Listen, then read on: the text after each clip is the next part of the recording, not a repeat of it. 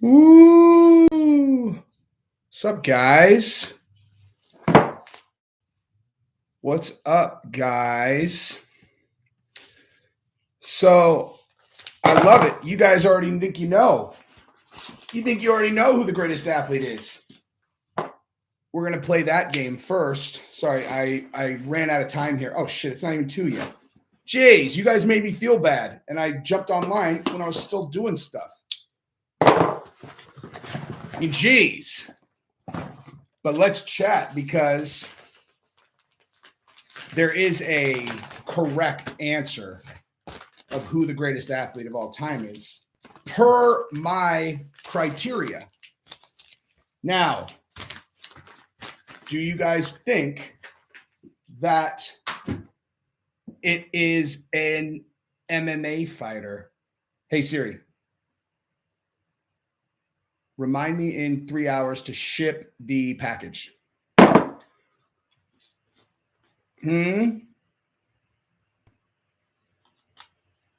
LeBron.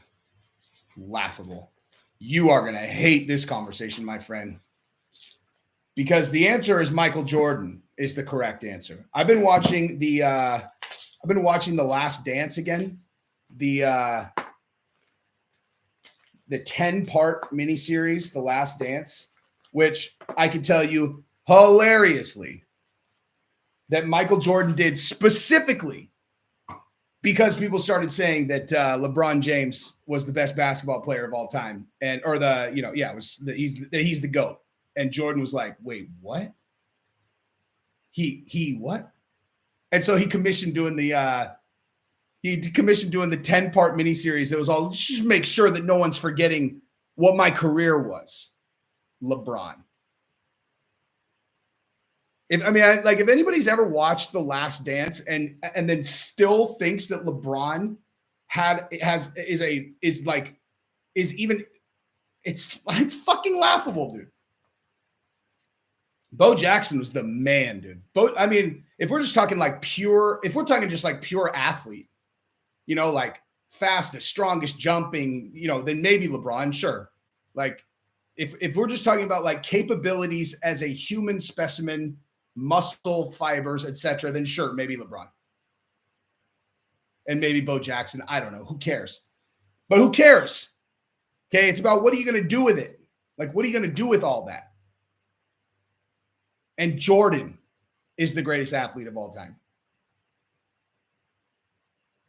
If you watch that, dude. Wait, look up what? You can Google who's the greatest. Hang on, that's actually hilarious. Greatest athlete of all time. Okay, let's see. Oh, look at that. It is Michael Jordan. You got Michael Jordan, Michael Phelps, Muhammad Ali, Tom Brady, LeBron James, Babe Ruth. Huh. That's funny, actually. I hadn't even done this. ESPN. Oh, ESPN ranked him. See, I didn't even know, you guys. Where's LeBron? Oh, sorry, LeBron. I don't even see you. Where is he, really? All right, so the list of the North American top athletes of the century. Number 1, Michael Jordan. Correct. Number 2, Babe Ruth. Probably, I don't know. Number 3, Muhammad Ali. Certainly arguable. Number 4, Jim Brown. Don't really know. Wayne Gretzky. Number 5, Jesse Owens. Number 6, Jim Thorpe. Number 7, Willie Mays. Number 8, Jack Nicklaus. Number 9, Babe Didrikson. What? Where's Tiger Woods, dude? What the? Hold on. Let me see where LeBron really is. He's not on here? LeBron, hold on. Oh, of the century. Of the century. I'm sorry. I'm an idiot. Of the century. The 19th century. Or the 20th century. I'm a moron.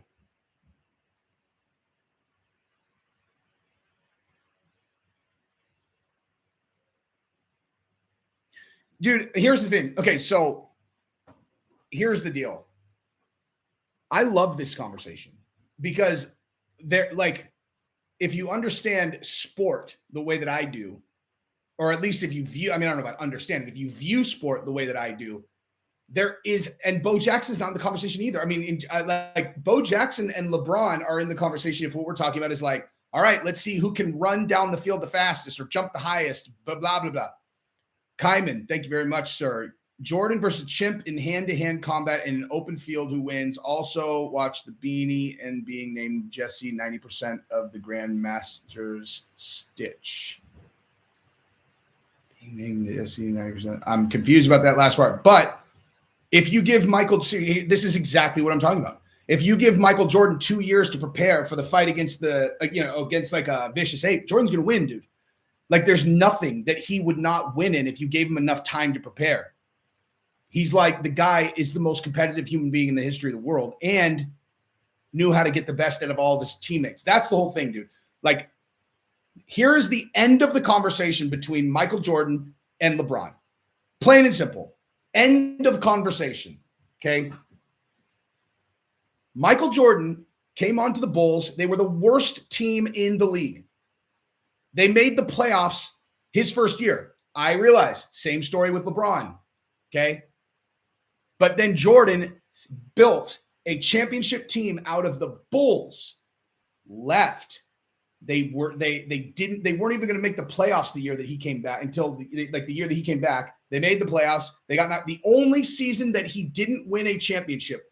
Once they started winning championships was the one where he missed half the season and had a baseball body.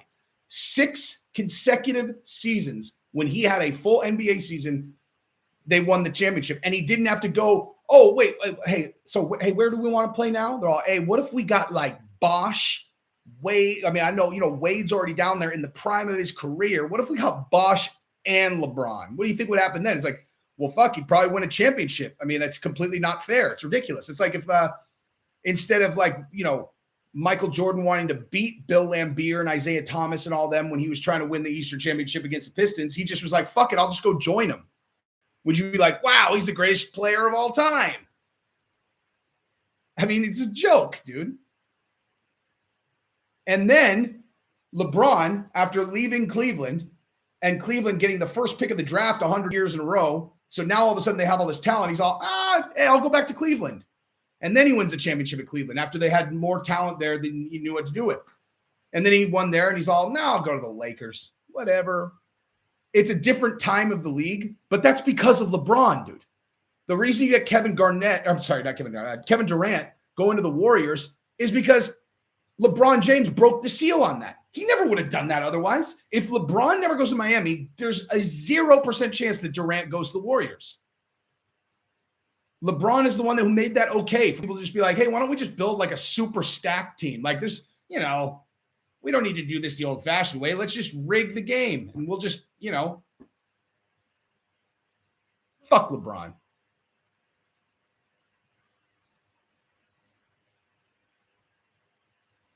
Scottie Pippen was not underrated, though. He was amazing.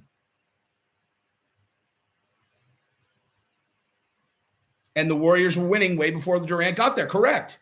Exactly right. The Warriors had won the championship the year before, not the exact year, but like they won it 2 years before. They lost to LeBron that year, which made it okay for Durant to come. If they would have won the championship, Durant can't come. Jesse knows it all. Point blank, period. Deal with it. That's correct. At least when it comes to this, dude.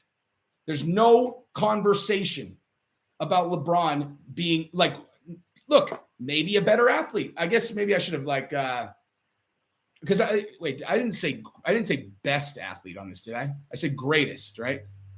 Yeah, greatest. So maybe there's a conversation for the best athlete. The greatest is something different, dude. Something very different. I went greatest athlete because Michael Jordan, there's never been a player who led their team to more success individually than Michael Jordan or maybe Tom Brady. But if we're going to say athlete, I mean, come on. I know Wilt Chamberlain, dude.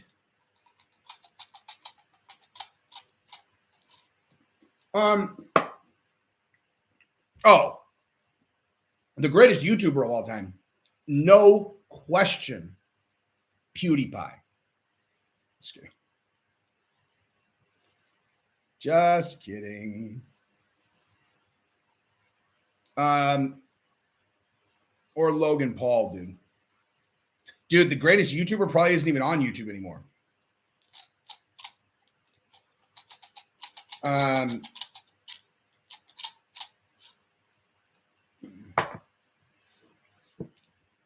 Mexican martial arts is a great YouTuber.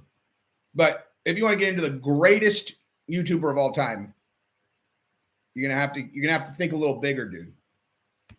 PewDiePie has, let me see what he's got, dude. Oh, he only has 111 million subscribers. 111 million. Okay, so let me do a little bit of math here for you guys. So last week, PewDiePie, I'm gonna back into some numbers for you guys on how much PewDiePie made on, and this is assuming that he does like Google AdSense, dude. Like this is like if he's not even like, I don't even know if he does his own you know, like sells his own advertising, or if he just relies on YouTube like regular folks. Okay, so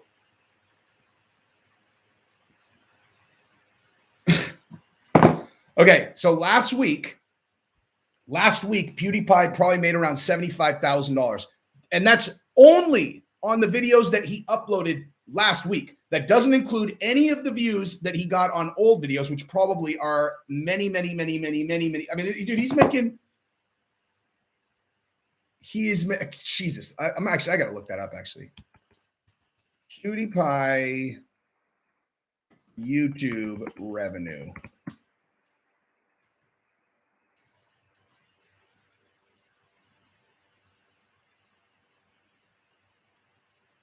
Wait. PewDiePie network. Oh my God. What do I care about his fucking YouTube stats from 2010, dude? Jesus, give me a break. The funny thing is these places that are like, oh, this guy's net worth, they literally just make that shit up, dude. All the net worth things are fabrications. And I'll tell you exactly why in a second. Okay.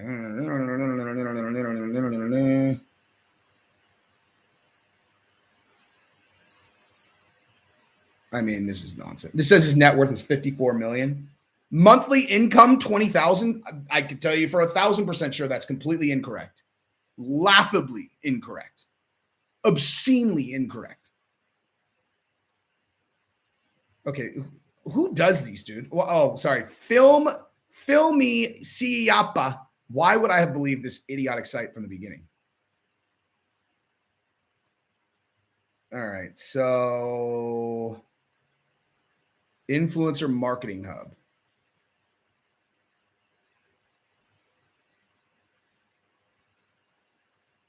Whatever. I can tell you right now, just based on what I saw right there, he's making 8 figures a year on just YouTube.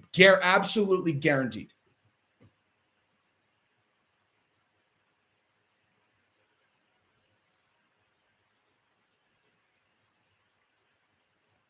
That's true. That's really funny, actually. Someone clicks, I'm all greatest athlete of all time. I'm all PewDiePie, greatest athlete of all time.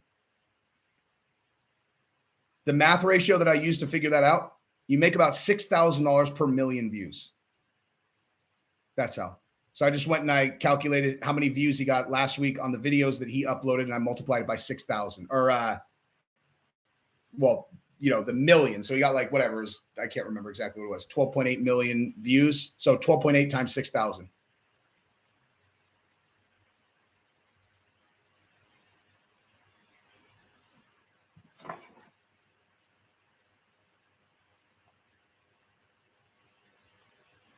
And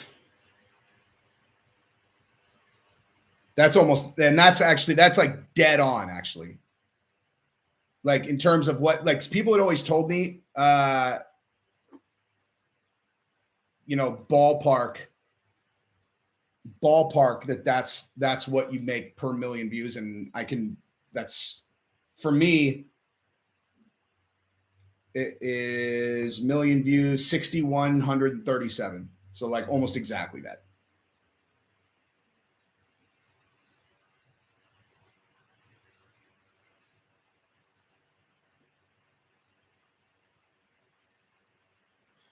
Um,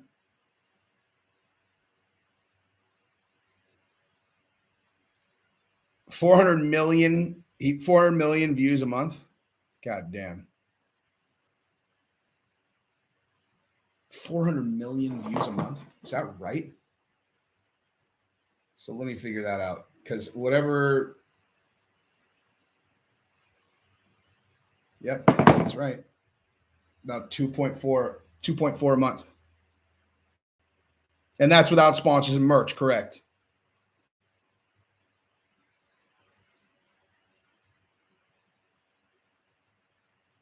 Oh, Corey's drift 100%. I totally agree. Because a guy like that, like when you're generating 400 million views a month, once you get over a certain threshold, you have you get like your own phone number that you can call. Like I get like, so even like at the size that I'm at, like I get instant access to YouTube. Like I'm like, like if you're small and you have like some kind of problem with your channel, like you can like try, you're like, oh, I need to talk to someone. And there's like no way to talk to anyone. Once you get over a certain threshold, which is not like super high, but you can live chat with them instantly. You can always get a hold of somebody and they'll talk to you and whatever. Like if you're smaller than that, you have to email and then just wait. But like I can like insta chat someone, really quick. But when you get over a threshold that's bigger than mine, you can just boop, you can just like call them because it, like, there's real money in the balance. I mean, like, dude, I did the video I did the other night. The video I did the other night about Cody Garbrandt, where I was like, whatever. And I had suicide attempt in the title. They fucking demonetized that out of the gate. And I didn't even realize it because I just assumed, like, I knew I didn't say anything that was even moderately on the margins. So I just published it and I didn't even think about it.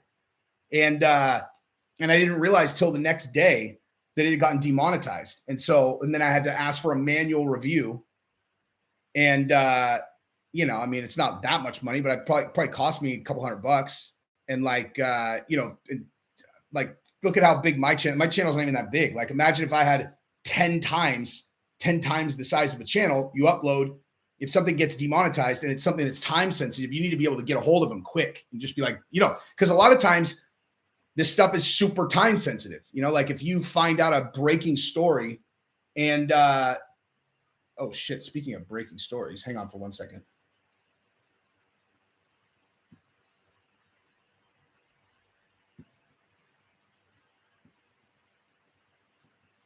Speaking of breaking stories.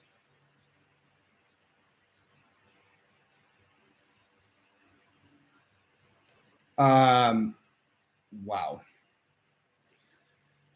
Anywho, that was serendipitous. But hang on, let me actually pause real quick. Jeff Brennan, thank you very much, dude. Happy New Year's to Jesse and the family. Thought I would send a few bucks this way, so you don't think I forgot about my message the other. Oh, thank you, dude. I forgot about that. Thank you very much, man. Yeah, I couldn't figure out what you meant. I couldn't figure out what you meant about PayPal, and I forgot. Like, if your bank account's not, if it's not already, like, if you're not like set up with PayPal, because if you're set up with PayPal, it's like, it's instant. But thank you very much, man. I appreciate it. So anyway, like, what am I talking about? Oh yeah. So if it's like a breaking story. So let's say as an example that it really was like let's say Cody Garbrandt like actually like attempted suicide that night. And like, it was like, Cody Garbrandt is in, critical condition. And you're like one of like the first people to find out about it. If you get that up first, like it's an astronomical difference in like, what your video will do versus like, or whatever. I mean, it doesn't make any difference. Like Mike Perry knocked out some guy at a bar. If it happened recently and you're the first one to get it up, then it's super fast. I'm sorry, then it'll blow up versus you find out about it, you put it up, you realize it's demonetized. So you have to make it unlisted and you have to wait for YouTube. Like, it took YouTube 24 hours to figure out that my video had nothing even moderately questionable about it in it. And so so if you like, if I have a bigger channel, you're talking like, I mean, how many subscribers do I have? 48,000 or something like that. So like, I mean, a channel that has 1 million subscribers and has similar kind of engagement versus the size of their subscriber base, like you'd be talking about like $4,000, you know, you're talking about like $4,000 that they'd be costing you just in the amount of time that you'd have to waste. You know what I mean?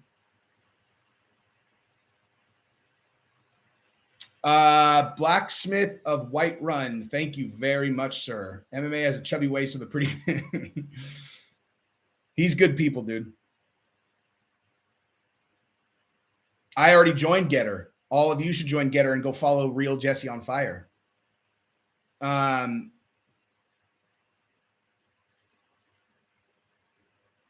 YouTube, well, like my thing is, I curse myself that I didn't start doing this, you know, a long time ago, because the algorithm was very different, dude. Like, it's like you used to be able to, you know, like really, like there were people who you could just go like viral, and all of a sudden, you know, you'd have some, you know, like there's just so much more competition now, and the algorithm has changed, and like there's just all kinds of different stuff that like I mean, I don't even pretend to even understand it. I just know this from many other creators that have told me. They're like that, you know.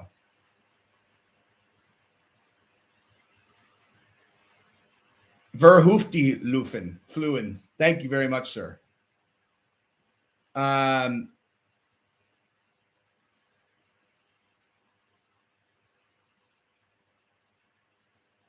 don't know how a skunk grows. Like a skunk. Oh, like a skunk bud. I got it. Oh, yeah. If you guys could hit the thumbs up, that would be amazing. Thank you, guys. Joe Rogan's fine, dude. He, I mean, I have had the clap, but not recently. I'm Jesse on Fire because, you know, that's just kind of like, you know, they're like people you can just tell are like, I feel like every time I talk about this, that like half the people understand what I'm saying and half the people don't. Okay. You know how they're like, there are people that are like, like their personalities are associated with elements. Maybe this is some weird shit my fucking mom told me about, but like people are either water, air, earth, or fire. And like people who are earth are like really grounded, really realistic. Like they're like, okay, you know, well, they're the kind of people that are all, I mean, you could do that, but that's a big risk. I mean, you really got to calculate, you got to think, is the risk worth the reward? Think about it. And then there are people who are like, where you look at them and they're like, they feel like they're like floating around, where you're like, dude, what? And those are like the air people that are just like la la la la la la la la la la la la. Everyone knows a person like that. And then the water people are emotional fucking crybabies. You know, they're so emotional.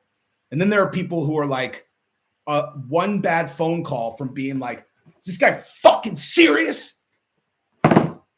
Guess which one that is?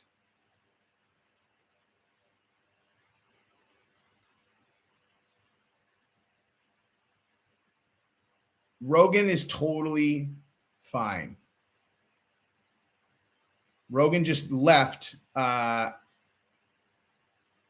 Rogan just left Twitter because Twitter banned another, you know, seemingly very. I mean, so how many of you guys know why Rogan left Twitter, or know like the story, or what's up, or whatever?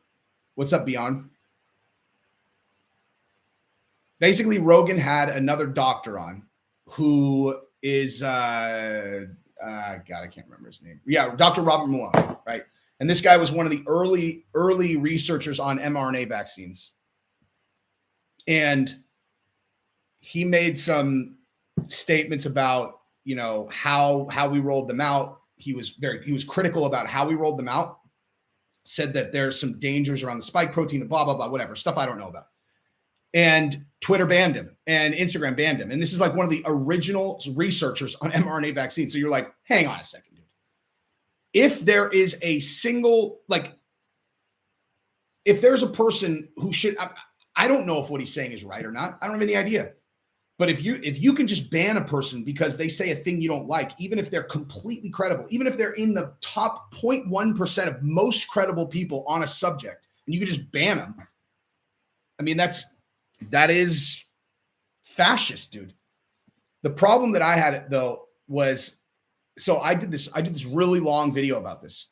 I did it on Jesse on Everything, and I was saying like, okay, look, if you've got one group that's telling you one thing, and you've got another group that's telling you another thing, and one group has an enormous financial interest in the thing that they're saying, and the contrary view has no financial interest in the other one. Like, obviously, the contrary view is going to be more credible because what reason would they have to lie?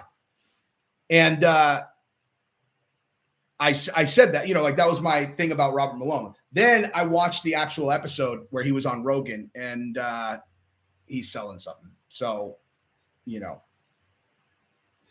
it doesn't change my position on deplatforming him. Doesn't change my position on any of this stuff. I just was disappointed, given the direction I took my video, it being basically exclusively about like, if one side's trying to sell you something, the other one's not trying to sell you something, then you listen to the one that's not trying to sell you something. And it turned out that he was also trying to sell something. So, whatever. But the other guy who was on Rogan that got a bunch of shit that they banned, the last doctor, he's not selling anything. And I actually found him to be very, very credible. More credible even than Malone. Just in my like read on people. Like Malone, there was something about him that like rubbed me wrong. I couldn't put my finger on it. And I was saying that to Gabrielle. I was like, I don't know, dude. Like, maybe he's just like an ego guy. Like he's like I don't know. I can't explain it. But and then he was like, "Oh, I'm trying to get this this other treatment through approval process." I was like, "Oh." I mean, it doesn't mean that it's Dr. Peter McCullough. Him I like, dude. Would I ever go on Joe Rogan? Dude, I would quit my job, my actual corporate job, if it meant I got to go on Rogan once. That's a true story. I would and will if I have to. Although I mean, kind of the whole point is I think once I go on Rogan, I'll be able to quit that because I think that's going to be a relatively impactful moment. Yeah, he definitely worked on the mRNA vaccines when they were, getting created. Corey's drifted. Always comes down to the same thing: incompetence or greed. Exactly. So you can't read the minds or hang the bastards ourselves. They always get the benefit of the doubt. Every conspiracy is the same. Yeah, exactly. And it's like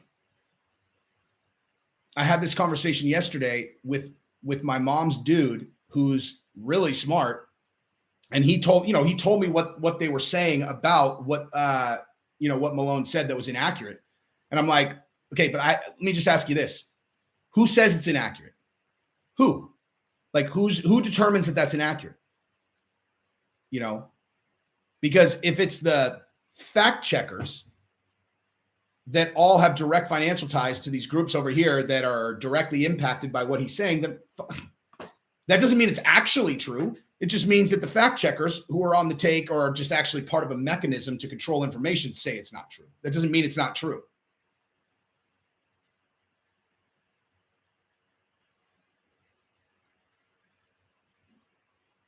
Do I think Joe has seen my videos? I think Joe, I would say it's borderline impossible he hasn't seen any of my videos.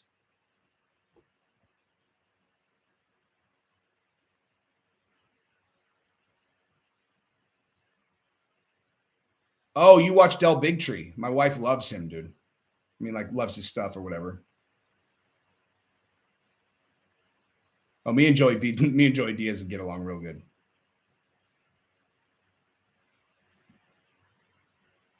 You definitely did not see me buying any cigarettes ever.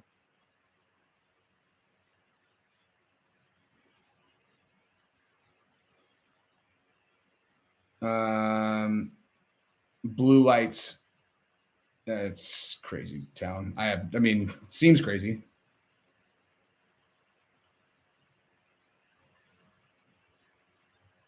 Has Chael reached out yet? About what?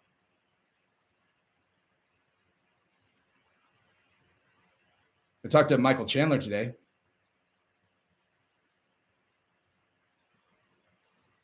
I know he's banned off every single one.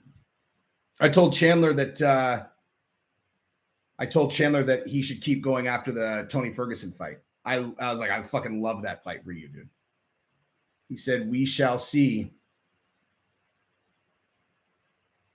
Yeah, like that's, I mean, I think that either Conor or Chandler will get the Ferguson fight.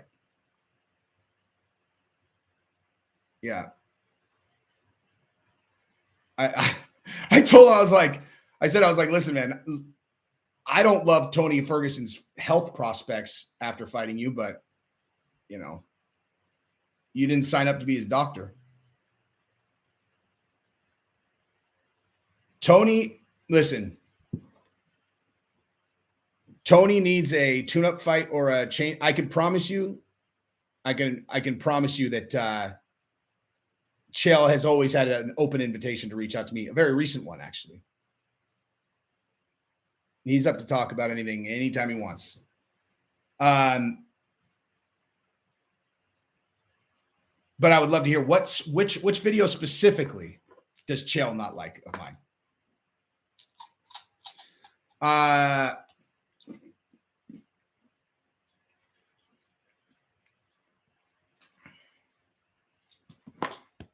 Why would Mike be casually talking to me? You're new to this channel, huh?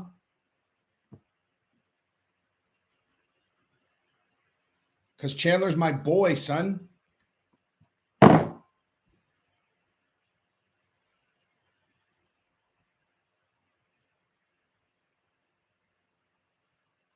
I think it's hilarious that people think that I like they can't like you can't fuck.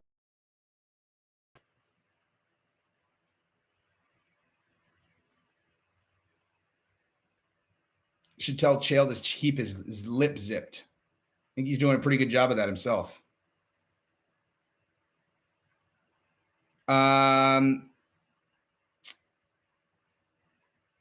don't know Ryan Hall, no. But Steve, my dude, the best jiu-jitsu fighter I know, is a huge fan of Ryan Hall's jiu-jitsu. So I, by extension, am as well, I guess.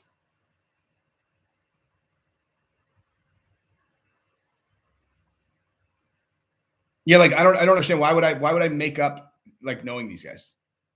And seriously, of all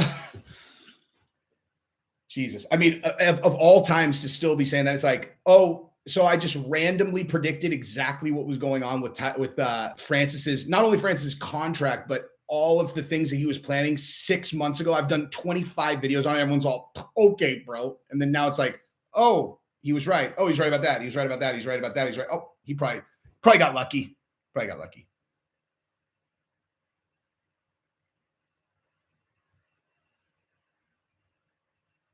Chael doesn't like my gay Santa chick.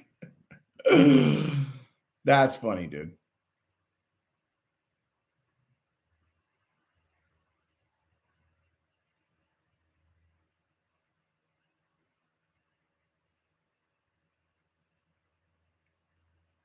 I ended up with Sammy the Bull because I wrapped out with his son. And then so I went out to Arizona and did that. And then we actually not like last week, but the year before, we spent New Year's Eve at the Gravano's house. Like, it was like me, Gabrielle, and our kids, and then Sammy, his son, his son's wife, their kids, Sammy's wife, her twin sister, and one of Gerard's wife's friends. It was just like literally, it's like, oh, and oh my God, what's her name? Sammy's daughter that has the mafia show, Karen. Ugh. So it was literally the Gravanos and the On Fire family, just all of us just chilling.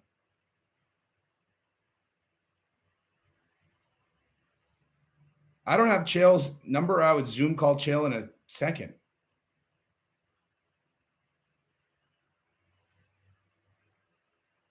I love Sammy's podcast, dude. So as a matter of fact, so the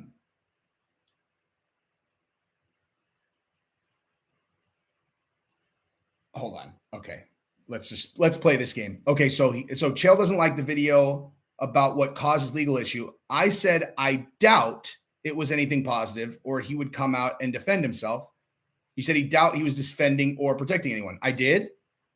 Show me where I said that. That is definitely not what I said. And I said it. I did that video 36 hours after the event happened. What I said was, the longer he takes to make a statement, the more people are going to be suspicious that maybe it wasn't something heroic. That's what I said. And believe me, Chael had an open invitation to call me anytime about that. No, I didn't. I just told you exactly what I said. Charlie Wilson, why would you be blocked?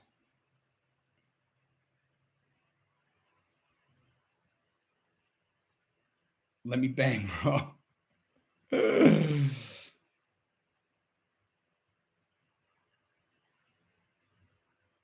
Hey, Tom.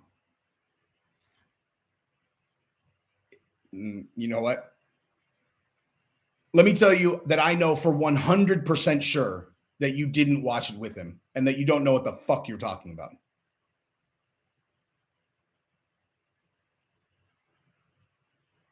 Charlie, you said a bunch of stuff and it didn't post? That's really weird.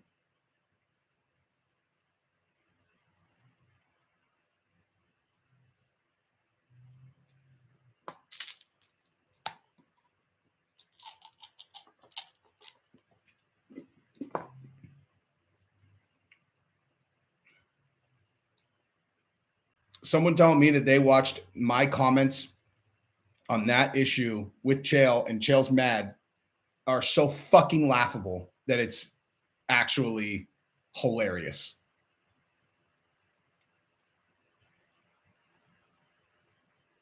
Ginger people are not more pain resistant. It's the fucking opposite, dude. Yeah, I'm just cranking Adderalls just over and over. Over and over. I'm addicted to these fizz candies. They're so fucking good, dude. Yeah, Tom Johnson, keep telling us about your story. Yeah. Keep telling me your story about how you watched it with Chael. It's hilarious. That's, oh man. Oh my God. If you only knew how ludicrous that is. I weigh 190 pounds. I actually weigh about 180, 185 today.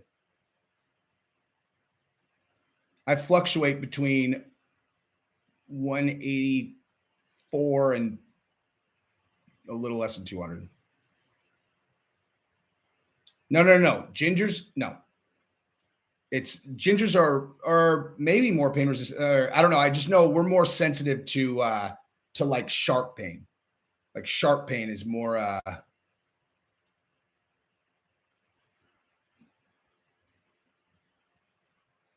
Tom, I've been trying to get in touch with Chael Sonnen about that particular topic for literally since 48 hours before that. So if you're in contact with Chael, you can be the 15th person to tell him that he needs to hit me up.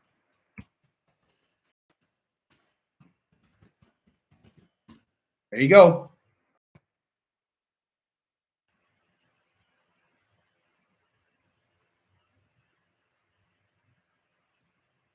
Or you can just tell him to look on his Instagram DMs or his Twitter DMs.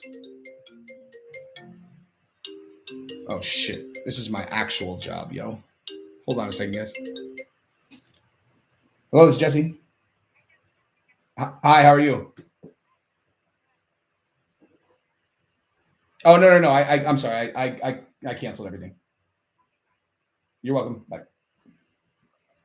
Look at professional Jesse on fire, you guys. Look at that.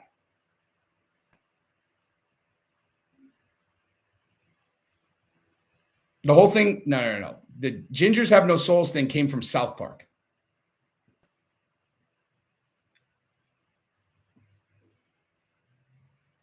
That if that was Chael, that would have been hilarious. We would have had to end this this live stream though.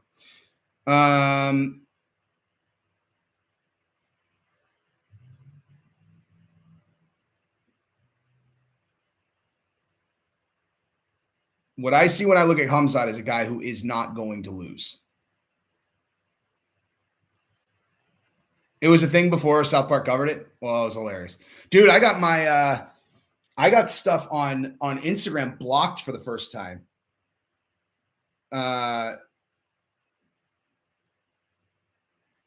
Wait. Hang on for a second.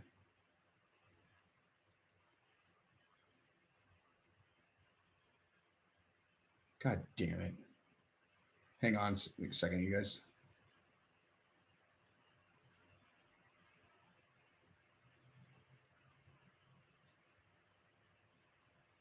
I don't understand what I'm looking at.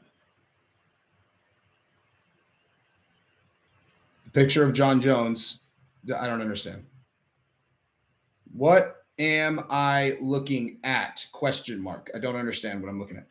Greg Schuster, thank you very much. Oh, you were, dude. What did Putin think of my video? What did Putin think? He's the biggest gangster of all. Are you manic? Yes. Manic, dude. I need to be me again on. Someone's pretending to be me on YouTube. Someone's telling. Hey, what's up, man? Click on that profile and then tell me if it's actually my profile or if it's someone who just created a fake one, because usually it's a dude who uses my picture, calls himself Jesse on Fire, and then comments a bunch of nonsense.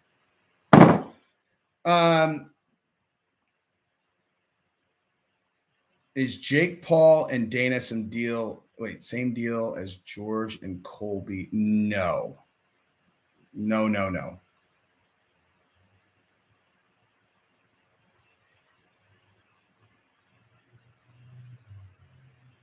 Definitely not the same. Sammy put some good guys away. Save his own ass. I'm taking blood oath to ride the wheels all out. Of course, piece of shit.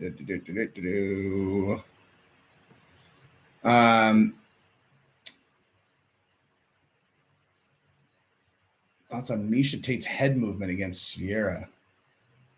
Vieira's a dude. That's my thought. I look at Vieira, I'm like, that is a dudeish looking dudette. You know what I mean? Like that girl, she's tough. I don't know about her, but I heard that heard Miesha Tate was thinking about going to 25. So read my mind. What do you think that means, you guys? She's gonna be looking good, dude.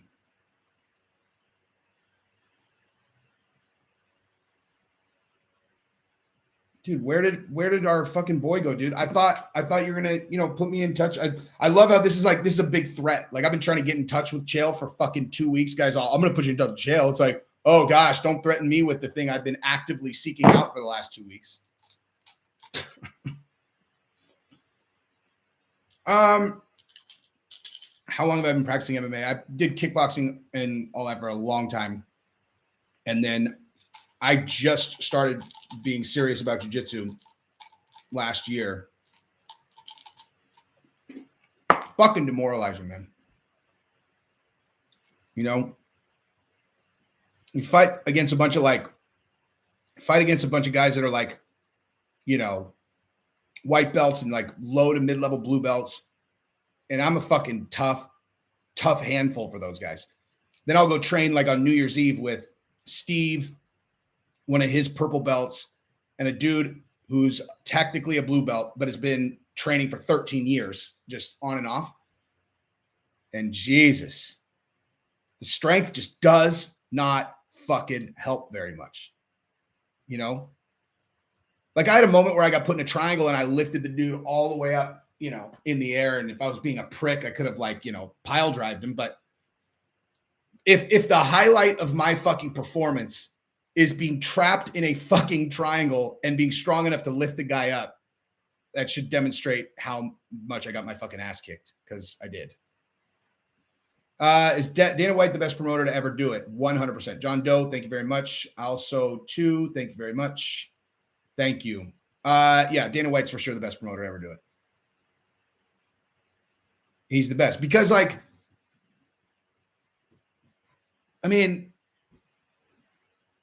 I've thought about this a lot lately, dude. Like about just because I've been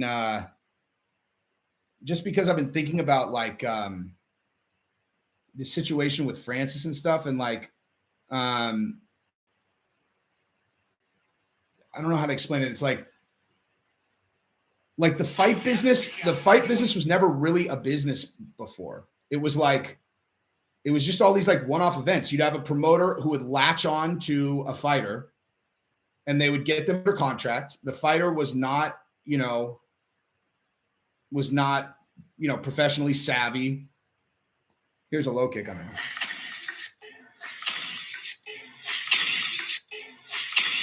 I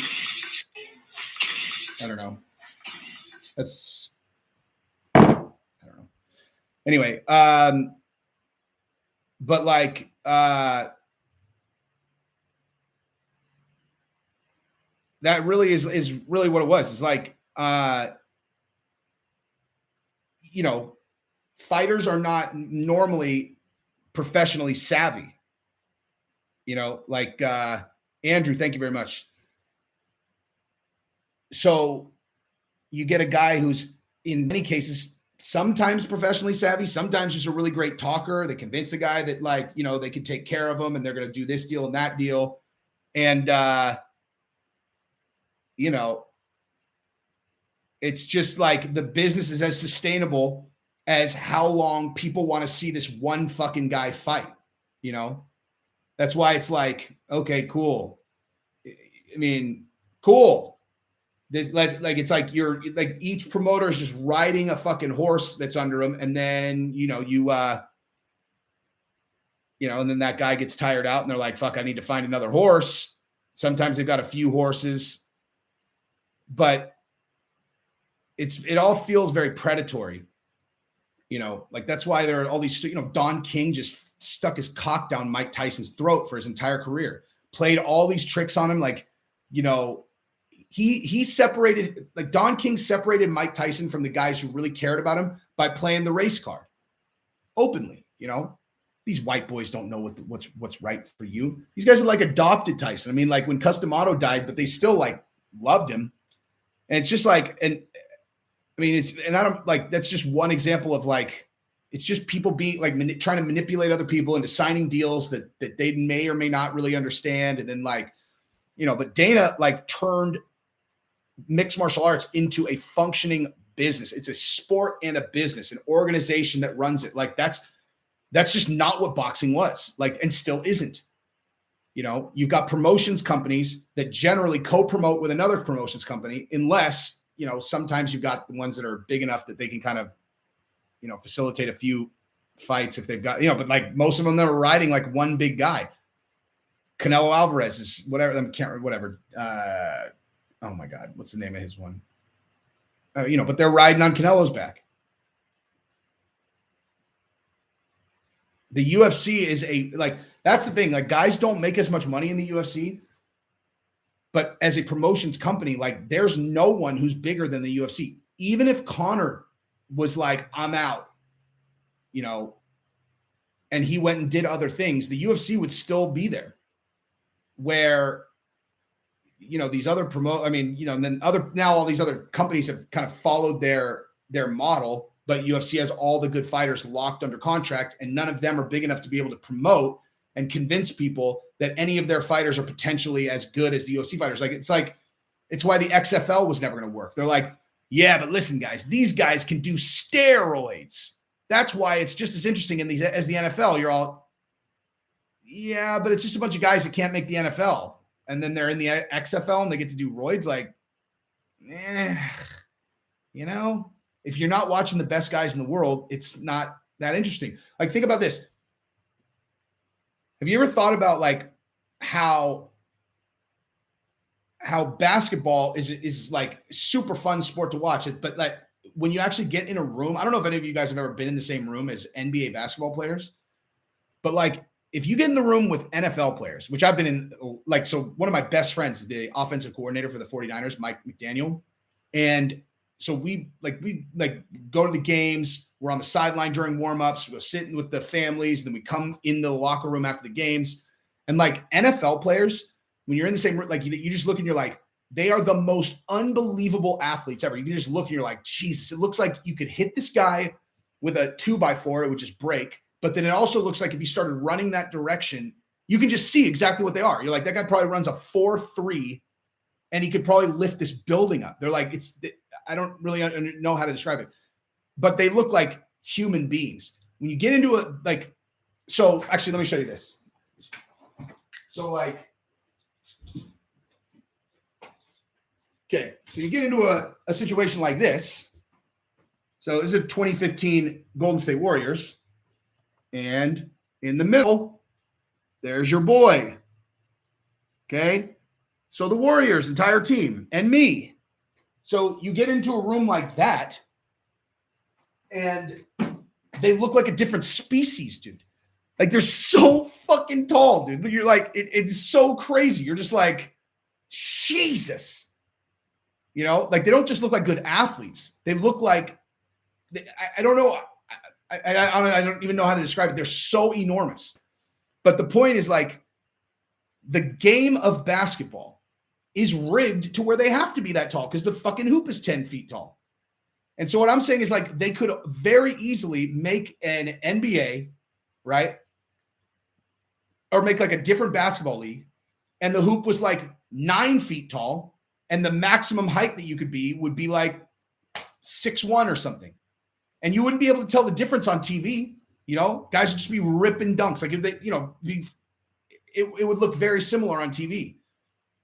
But it probably wouldn't catch on because you're like, well, everyone knows they're not really the best. Like, you know, those are like the kind of fake basketball players. You're like, they're not the fake basketball players. You just set the game up for shorter athletes to be able to perform. It's like, I don't know. I mean, you're right. If they did that and they were like, no politics, you guys, no politics, none of it. Can't talk about MAGA, can't talk about Black Lives Matter, cannot talk about any politics. Sports is not for that, understand? And then all of a sudden, it would be like the most popular sport in the country, and people would be like, man, people love this 9-foot basketball thing. You're like, yeah, that's not why. Fighters don't look like aliens other than their heads are so big. Fighters' heads are enormous. All of them. My theory is it comes from getting punched so much that, like, you know, you just, you know, like the impact, like the muscles, just a tiny little like kind of muscles in your face swell, and then you get protected because like all of them have noticeably increased size of their heads.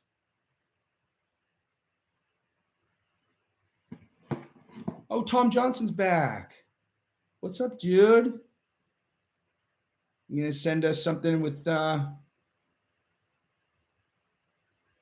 send us some of your stuff with Chael? Well, I'm waiting, dude. I gave you my email.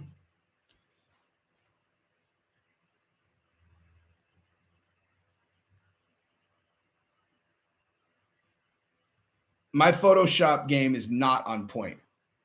I'll tell you whose Photoshop game is on point. My boy, Will, who is my designer, but he just gave me a template. I mean, I know how to use it well enough that I can make things look cool with inside of his templated format. If I could meet one fighter, past or present, and spend a week learning from them, who would it be? Khabib.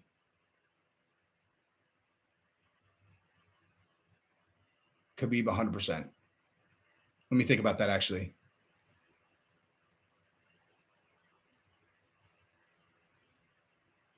Maybe GSP? I'm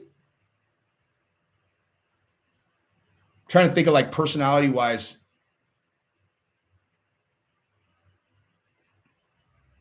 I just think like I don't know, like from a coaching perspective, I'm always like really prone to wanting to work with people whose approval is very challenging to get. You know, like that's what Steve's like. I'm hopefully no one from my school. I'm almost certainly in the next few months going to switch schools and then go over to where Steve and them are. I mean, because, you know, it's like all the fucking best jiu-jitsu fighters in the world. And it's like, okay, so it's an extra 15 minutes there and back, or like each way, seems worth it. But he's like, he's a fucking tough critic, man. Like he's just not a person that like is going to just tell you do good if you don't. And I think I like getting coached by people like that. I think Khabib is probably like that. Like not like a prick, just like they're not just going to tell you, you know, he's not going to be like, great job if you didn't do a great job. But man, GSP, that would be amazing too.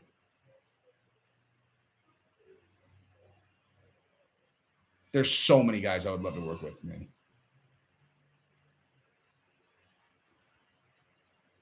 ZDW, that is a weird comment. The new school is in here, I'll show you. It's the Six Blades in are you in Austin, Tanner?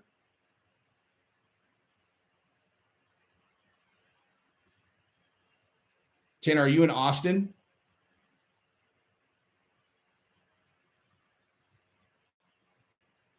Thank you, Blake.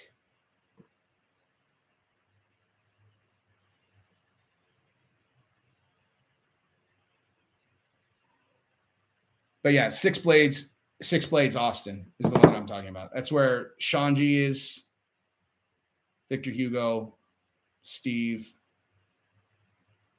I love my school, though. I love my school.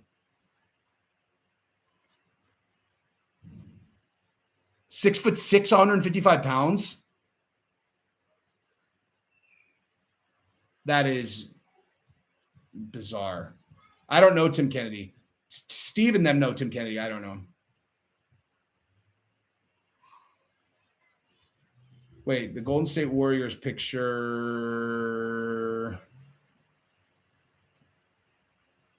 Oh yeah, Connor. That would be fun too. Work with Connor for sure. I'm nervous about spending time with Connor because I would like him too much. Like I would just be like,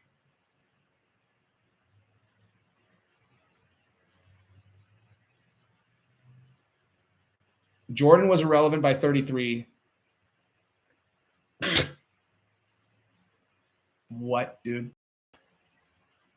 What did you said Jordan was irrelevant by 33? Jordan retired after winning his 6th consecutive championship, dude. That's like saying Khabib is irrelevant by 33. Identical, actually. That is an identical. I mean, actually, no, because Khabib did not defend his championship as much as Michael Jordan did.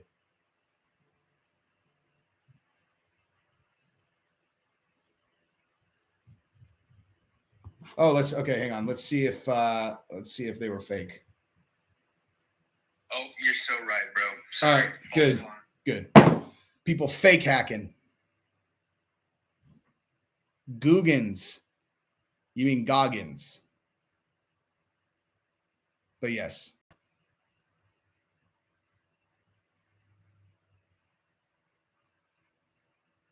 I mean, dude, it's not like, I mean, look, like LeBron is obviously the best basketball player of his era. Just pure, like, who's the best basketball player? Who would you draft first if you were at the beginning of each of their careers of like current players? Of course, I mean, I think you'd draft LeBron. But greatest is a different thing, dude. That's just Jordan. There's just no question. Sanken Shamrock trained in 95, complete animal. Thank you, Hector. I don't believe any man that's ever walked the earth could have beaten that version of Shamrock. I appreciate the $5. And thus I'm going to respectfully tell you that any current heavyweight would have beat the shit out of that Ken Shamrock. Any current active top 10 heavyweight would have fucking annihilated that guy. But only because he's a completely different era. Like no one from that era could beat almost anyone from this era, dude. Like it just is what it is. Like, and I'm saying like the version of them that was fighting back then, not like Not if they had similar, like I'm not talking about like their athletic prowess if they had identical training or whatever. Tanner, where should I train as a beginner at 260 pounds? Dude, honestly, maybe Six Blades. They've got some big fucking boys there. Victor Hugo's there, and he's the super heavy world champion. He's enormous. Actually, I didn't even realize. Are you in Austin? I didn't see whether you said if you were a beginner or if you were in Austin. If you're in the Austin area, Six Blades would be a really good spot for you. But also, actually, Gracie Baja in Cedar Park, Professor Fabio is fucking enormous. He's 6'6". I have no idea what he weighs. So that would be a good spot too. Elgin, hold on, let me see how far you are then.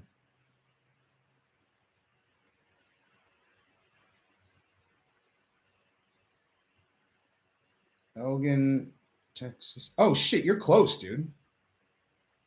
All right, let me see which one you're closer to.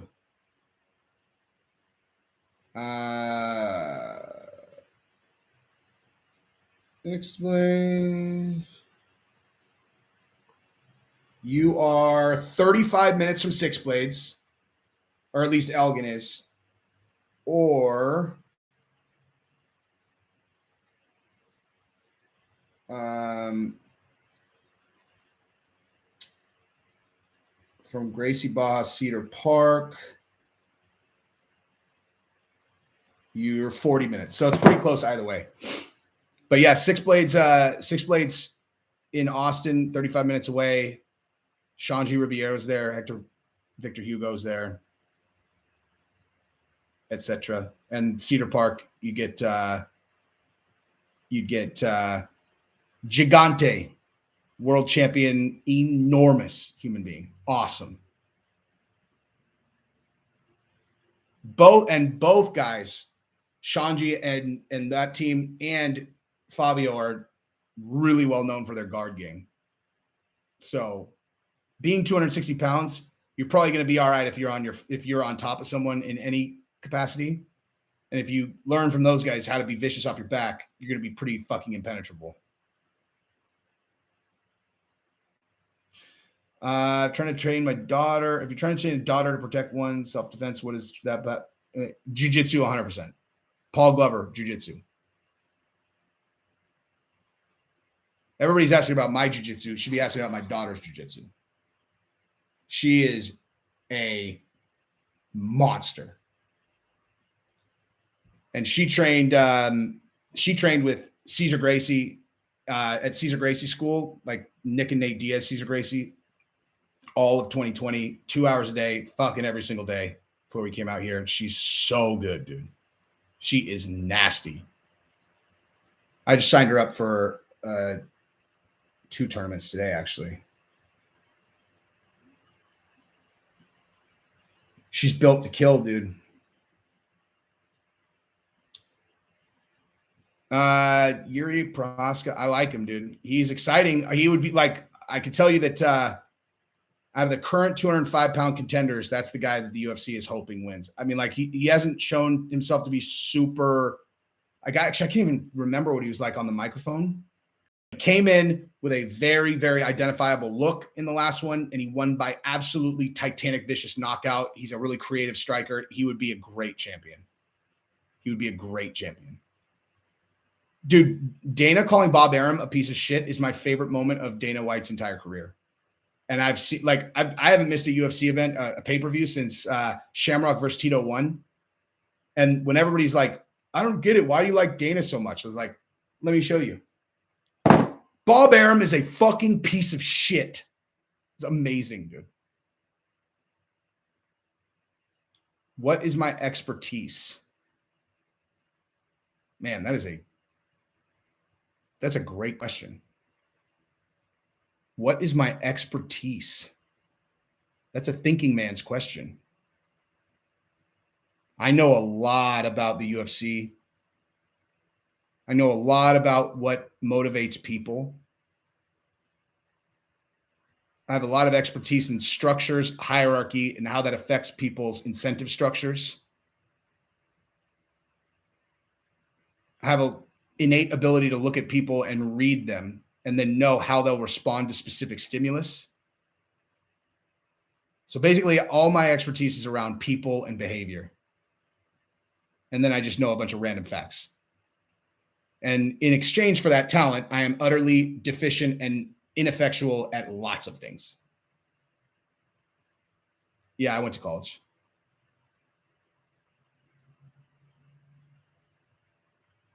Narcissism. That's the stupidest fucking thing I've ever heard. Understanding other people is narcissism.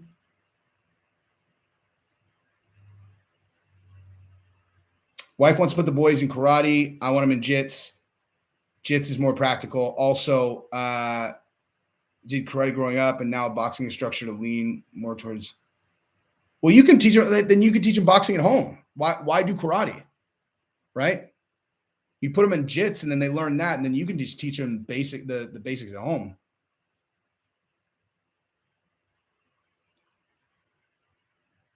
Thinking I can read their exact moves. Are you fucking new to this channel, my dude? How long have you been watching this channel? Let's actually ask that real quick. Pretty sure a few people are going to come into the comments and be like, wait, are you actually saying that Jesse's not going to, he can't predict what they're going to do? I've predicted fucking so much shit right. It's unbelievable.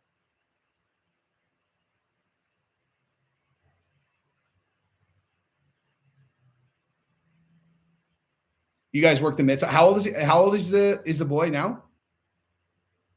Kobe's the man, dude. Dude, my goal for the channel this year, I don't even know. I was saying that on my last live stream that like I just want to keep growing it. I know my wife is super attractive. The Connor and MGK video. That's funny, dude. That's funny. 5-2.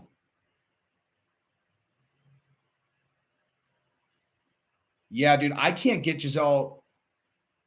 Like Giselle, she's such an apt pupil when she's in class. I mean, like she's like, that's the reason one of the reasons she's so good is because she will just sit there and dial in on the coach, and she retains coaching so well. But fucking A, she doesn't like listening to me about anything. Well, that's actually completely not true. What am I talking about? She doesn't like listening. Like if I try to get her to like watch something or like anything having to do with like jits or like striking or whatever. Actually, you know what? That's actually not true. She just knows that I don't know shit about jits. So I'm just not a very credible source of information.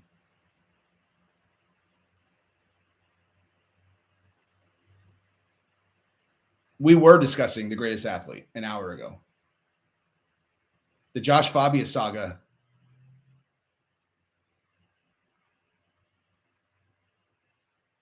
That was so fun, dude.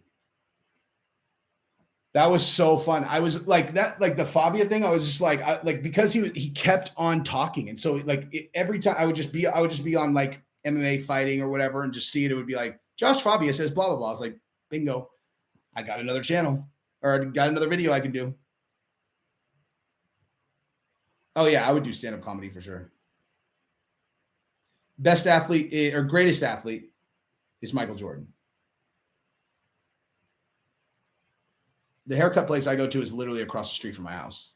It's like, I don't know. I get nervous. Like the barbershop I went to in the Bay Area was the shit. But I get nervous going to this place. Dude, Kobe Bryant Muse is the best sports documentary ever made. Fucking 100%. I love that movie, dude. I had seen it like, Jesus, I can't even imagine. Like, so before he died, I used to tell people for fucking years. I was like, you guys don't get it. Cause like there's so, especially in the Bay Area, there's so many people that hate Kobe, you know, cause he's on the Lakers and all the Warriors fans, they hated him. And I was one of them. I didn't like Kobe. I thought the way, like, I didn't like his energy, you know, like what I realized after watching the movie and really starting to understand him more was why he carried himself that way. And I have two experiences like that where I thought I didn't like a specific athlete or athletes because they just kind of were all like, you know, what's up? And then I saw documentaries about it and I'm like, oh my gosh, dude. Kobe would have been my fucking favorite player if I would have known. And I tried to tell everyone, I could not get anyone to watch that fucking movie. So they're like, dude, I hate Kobe. I was like, just watch the movie, dude. I thought I hated him too. It's the best sports documentary movie fucking ever, dude. And they wouldn't ever watch it. And I had just watched it the day before he died. And man, that was a rough day, dude. I was just, because that's the reason why it's so good. It's because like he gives it all to you, dude. Like The Last Dance for the Bulls is amazing, but it's all about basketball. Like that shit's all about basketball. And it's like, and Jordan is presented as a single-minded, competitive killing machine that would win at all costs and showed no vulnerability ever. Even when his dad died, like even when they went through the shit about his dad getting killed, even then, there was no vulnerability to him almost at all. And the Kobe documentary is the exact opposite of that. It was like Kobe goes through all the shit he struggled with throughout his entire life. And then when they mixed in the basketball and how fucking gangster he was on the court, it's the best documentary ever, dude. It's the best sports documentary ever. There's just no question for me.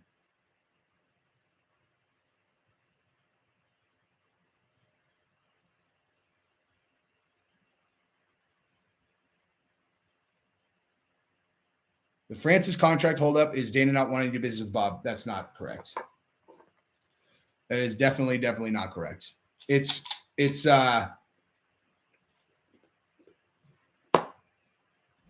a lot more to it than that.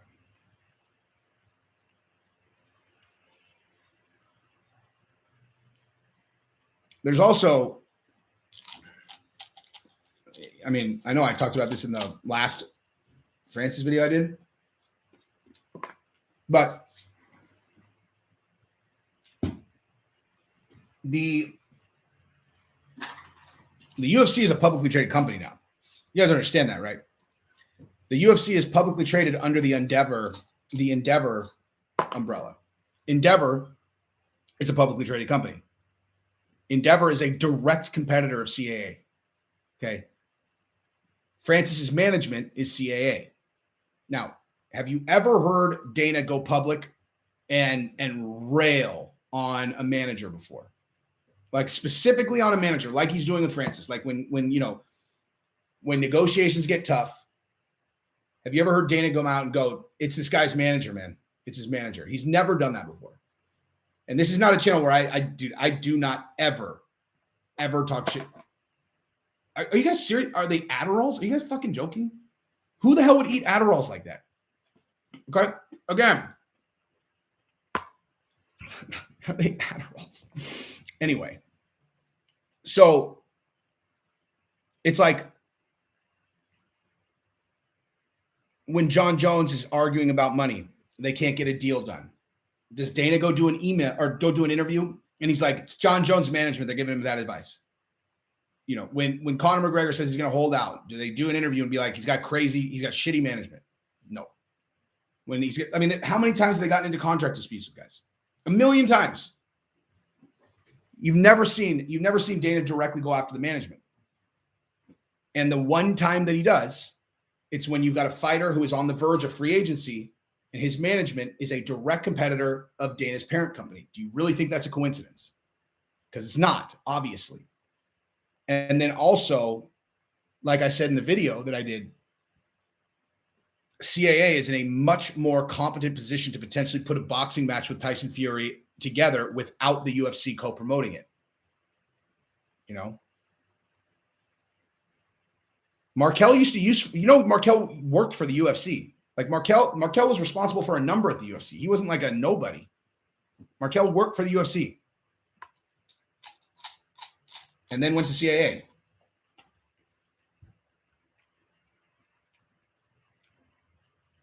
Here, does Adderall look like this? Is that what Adderall looks like? I would fail a USADA test miserably.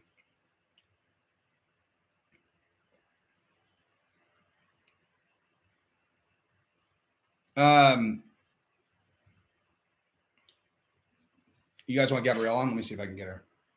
She's in a bad mood, dude. She is not in a good mood. But man, she's looking sexy in that video, though.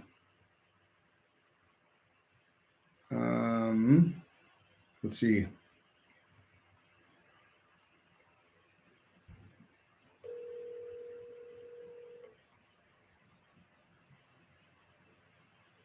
Hi, you've reached Gabrielle Merle. She can't make it right now.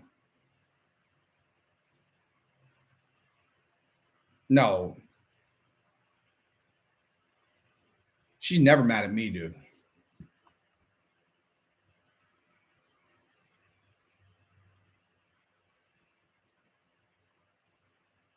Yeah, I'm blocked.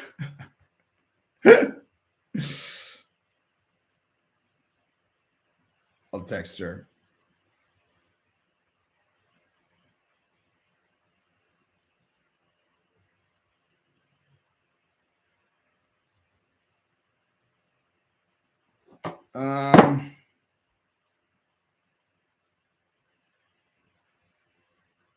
I love doing this shit. I love going live. Adderall is pharmaceutical speed. That is correct.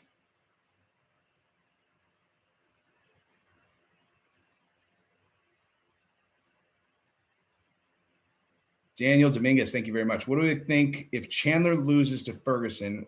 When do you think the UFC will I mean, certainly will take him off the list of people that they are trying to groom for title shots. You know, like that's the thing, dude. Is like people are. I mean, the UFC really is like.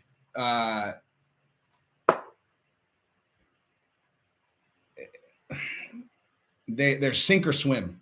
Like they're going to put people in position to win, but they have to win. You know, like they'll select guys. They'll give people the best possible road if they want to groom them, but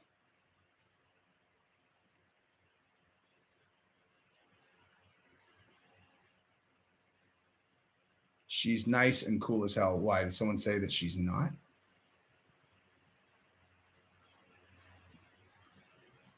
Where are we? I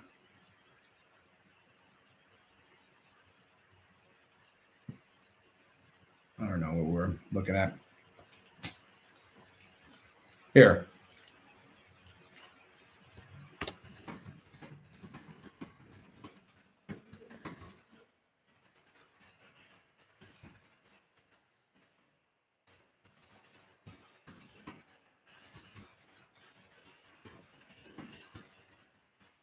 Boom. See what you guys think, dude.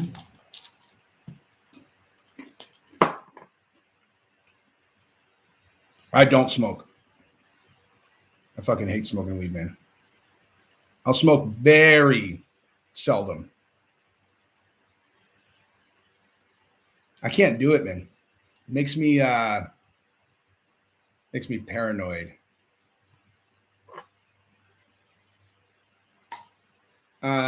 What supplements do I take? I take a lot of shit, bro.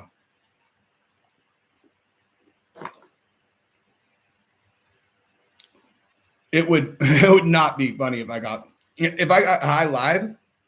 I would just turn it off. I would just be like, I don't really feel like talking to people right now.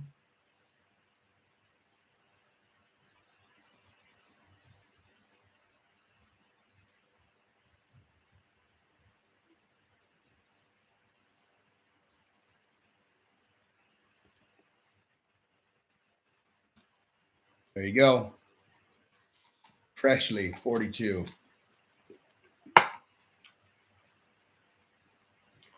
Everyone always told me, like, when I was growing up, they're all your 40s are by far the best time of your life. I was like, That doesn't seem right. They were right. They were right, 100%. It's when everything comes together.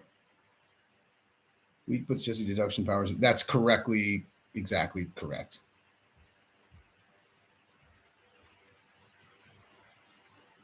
No, I wouldn't. I would never go live on weed because like exactly what would happen is this. That thing that I do, I look at people, read them. There's no one around for me to read, dude. So that's just gonna go like this. It's gonna go, scanning for people to read. No one there. Let's just do this on yourself. And then I would have an anxiety attack.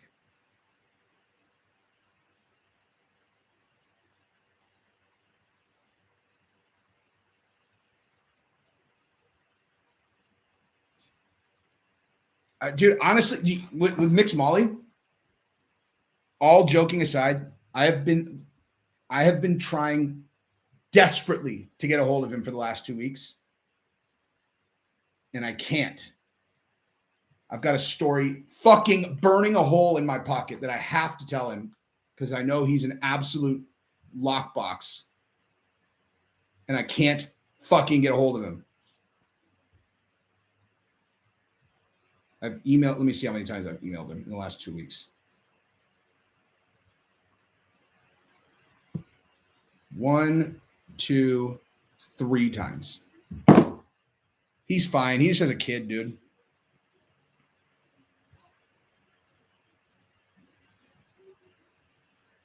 The Jake Paul and Dana White feud is not, it is, yeah, I mean, it's real. Yeah, 32, you should, I mean, that's normal to be trying to figure shit out.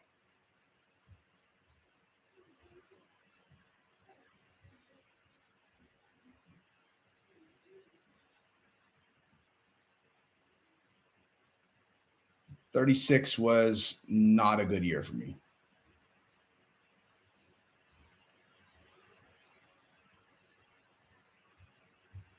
30 through 35. Wait. 32 through 36 were good years. 37 through 40 were fucked. 40 on solid.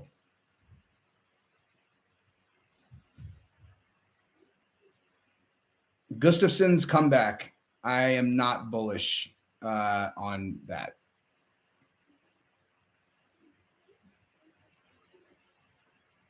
I don't like it, dude. Like when guys like Gustafson are coming back, it's like, you know, it's one of those things where it's like it's not hard deductive work to do. You know, you're like, all right, so this is a guy who has been fighting since he was super young. It's obviously all he does. You know how much money he's made because you know ballpark, like where he was in his career. He has a couple title shots, you know about what they make for that. And he never really made it there. So he never made any like really serious money, at least in fighting. And then it's like he tries to retire and then he's coming back, and you got to figure there's a high likelihood that some of that has to do with, you know, that he needs the money. And a fighter with a family who needs the money and doesn't have any other options and is late in their career and they've lost recently, that's such a bad, I would not wish that on anyone. Like that's got to be such a paralyzing place to be in your life. Cause you're like, it's like a 3/4 empty bowl of food and there's no food anywhere else to get it. It's like, you know, it's like if your life is like a bowl of cereal and you just pour more cereal in, you eat it as it gets low, you just pour more cereal in, you know, you got a huge box of cereal over here. So you just keep pouring it in the bowl. And then all of a sudden, you know, the box is gone and you've got this much left in the bowl and you're like, and you just know there's no box left. Okay. So I need to figure out something I'm going to eat. Like, I only know now how to eat this cereal, so I'm just going to eat the rest of this cereal until it's gone. but I'm obviously going to need to find more food, and I'm responsible for a bunch of other people to eat too. And that box is not going to be an option anymore. And part of how I eat this is to perform well. And now I have to perform well with the anxiety that's up to here that I have no idea what I'm going to do after this. You know, dude, a special giveaway. That's a fucking great idea, actually. That's a great idea. I'm going to do that, actually. I'll do a giveaway like, you know, new subscribers, then they comment or send me like a screenshot. I don't know, whatever. I'll figure it out. But yeah, that's a good idea. Gabrielle does this all the time. Hey guys, Georgia, why are you guys just standing outside of my office and making a bunch of noise? I literally didn't understand a single word you just said. Giselle's laughing because what?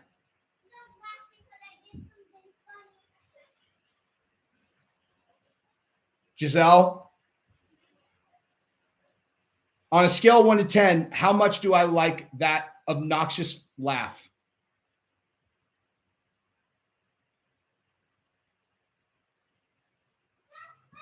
Oh, man, I can't stand that laugh, dude. It's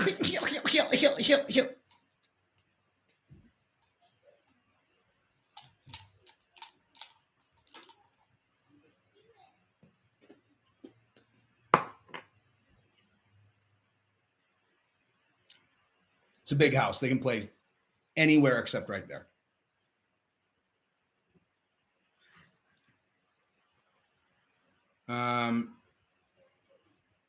It's not even goofy. It's like, how would I describe it? It's like, I know I'm annoying the shit out of my dad, and I think that's funny for some reason. Ibogaine ever legal in the U.S.? No. Repulsed by the laughter of children. Is that what I said? Fucking idiot.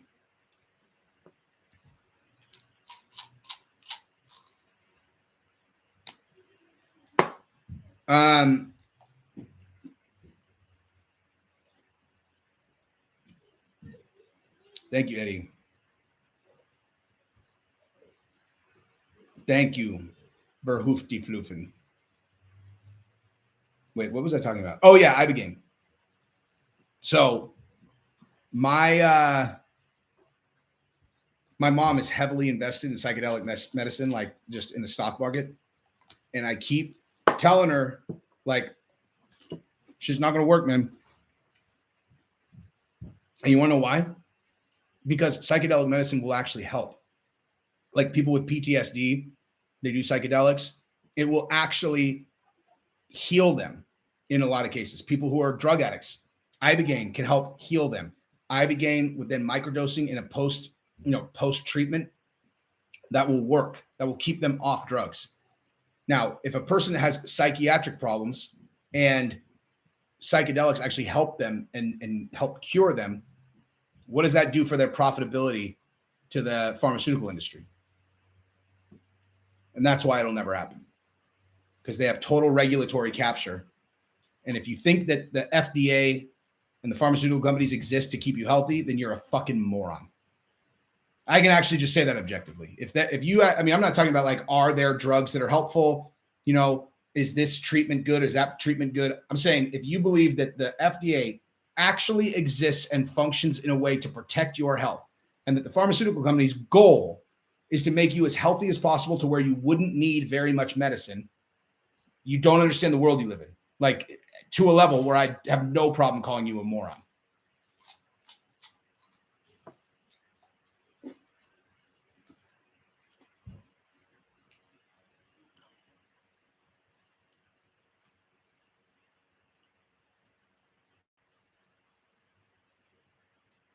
It's not, I mean, like, honestly, I don't even know how I think about it, because like their products that they sell are treatment. we live in a system where people are trying to sell as much of their products as possible. So wait, Cheeto and O'Malley are tough coaches. Is that true? If that's just an idea of yours, that's a great fucking idea. That is an excellent idea. That would be awesome.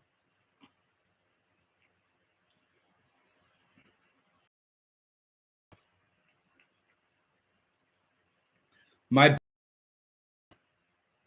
of my best friends and business partner in another project, his dad. So there's a blood cancer called called multiple myeloma. Actually killed my ex-girlfriend's mom. Like my ex-girlfriend's mom died of multiple myeloma. And it's like a blood cancer, but the way that you find out that you have it is there's some kind of, I can't remember. I'm going to butcher this, but like there's some kind of level that you can, some enzyme or something that you can test for. And it's like, you're going to get multiple myeloma before you actually have it. It's it's kind of like HIV to AIDS or whatever. And one of my really close buddies, his dad got the pre-cancer version of it, and he found this like I'm not even going to say what it is because I don't even want to look like I'm advising people on this kind of thing, but it's a naturally occurring treatment that you can give to people. And he on everything that he's like, I made my dad start taking this. And it's the kind of thing that makes no sense. Like, I'm not going to say exactly what it is because, again, I don't want to get kicked off YouTube.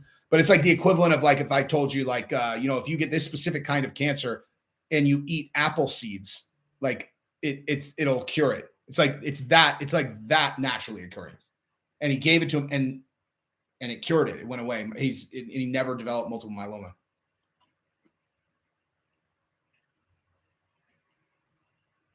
And I'm pretty sure it's actually like illegal to administer now or something. Like, let me see.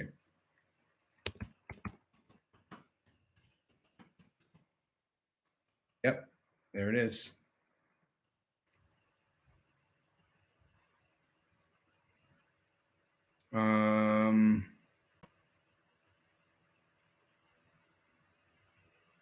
They contain a compound called amygdalin, which is an enzyme that your gut turns into cyanide.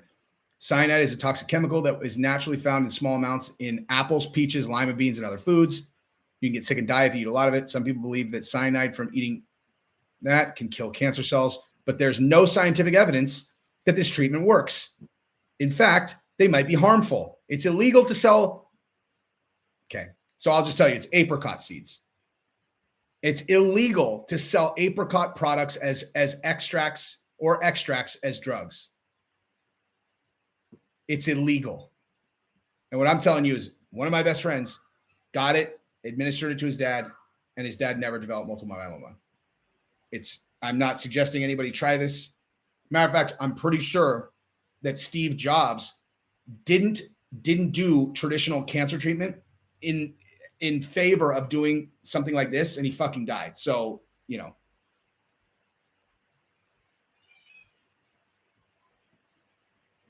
I usually use Google unless I know it's something that might get deprioritized, and then I use DuckDuckGo.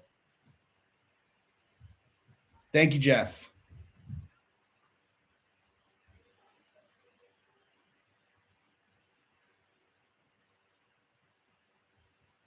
Apricot seeds as an extract are illegal.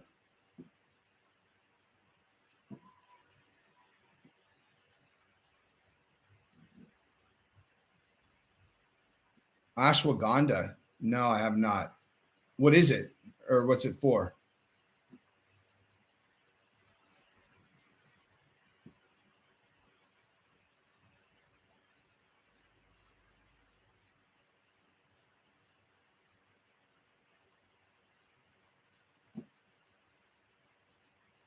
Oh, buprenorphine is I know all about that, my friend.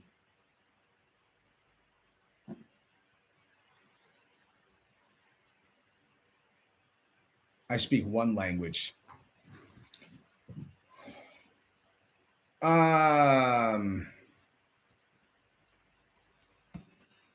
All right, we're gonna do something different here.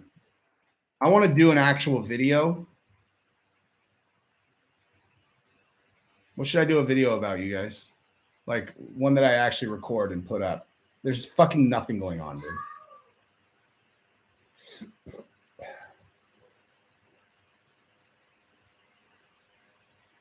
I'm not doing the like.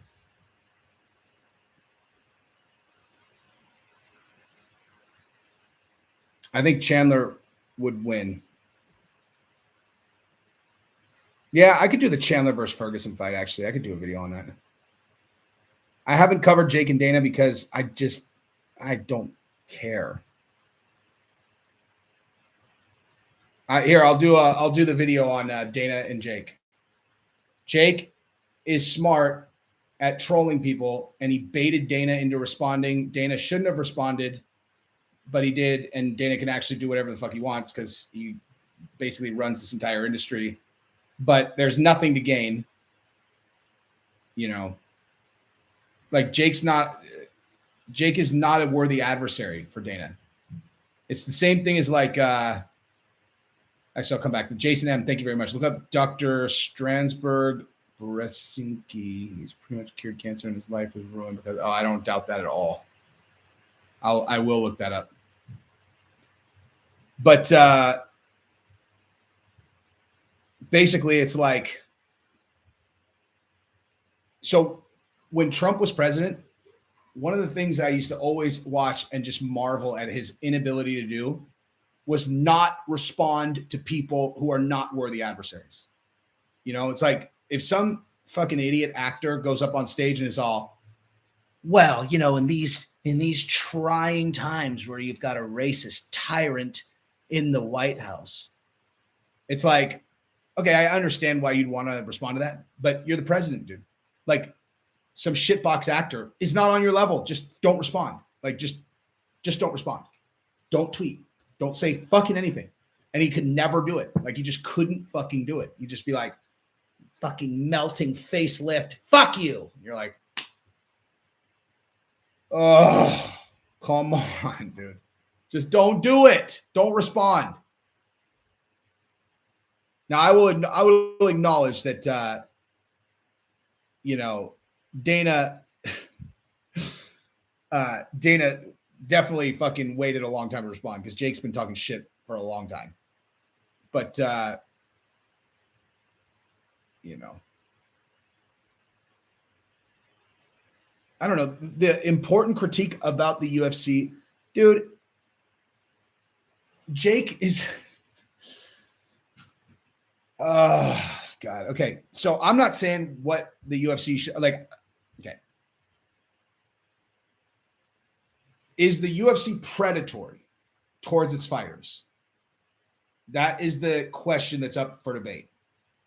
The answer is no fighter is forced to sign a contract with the UFC, dude. Jay Delano, thank you very much, dude. 619, I live in San Diego too, dude. Thank you very much.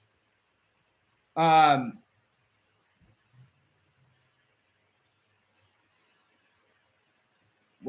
yeah. Anyway, thank you again, man. Really. So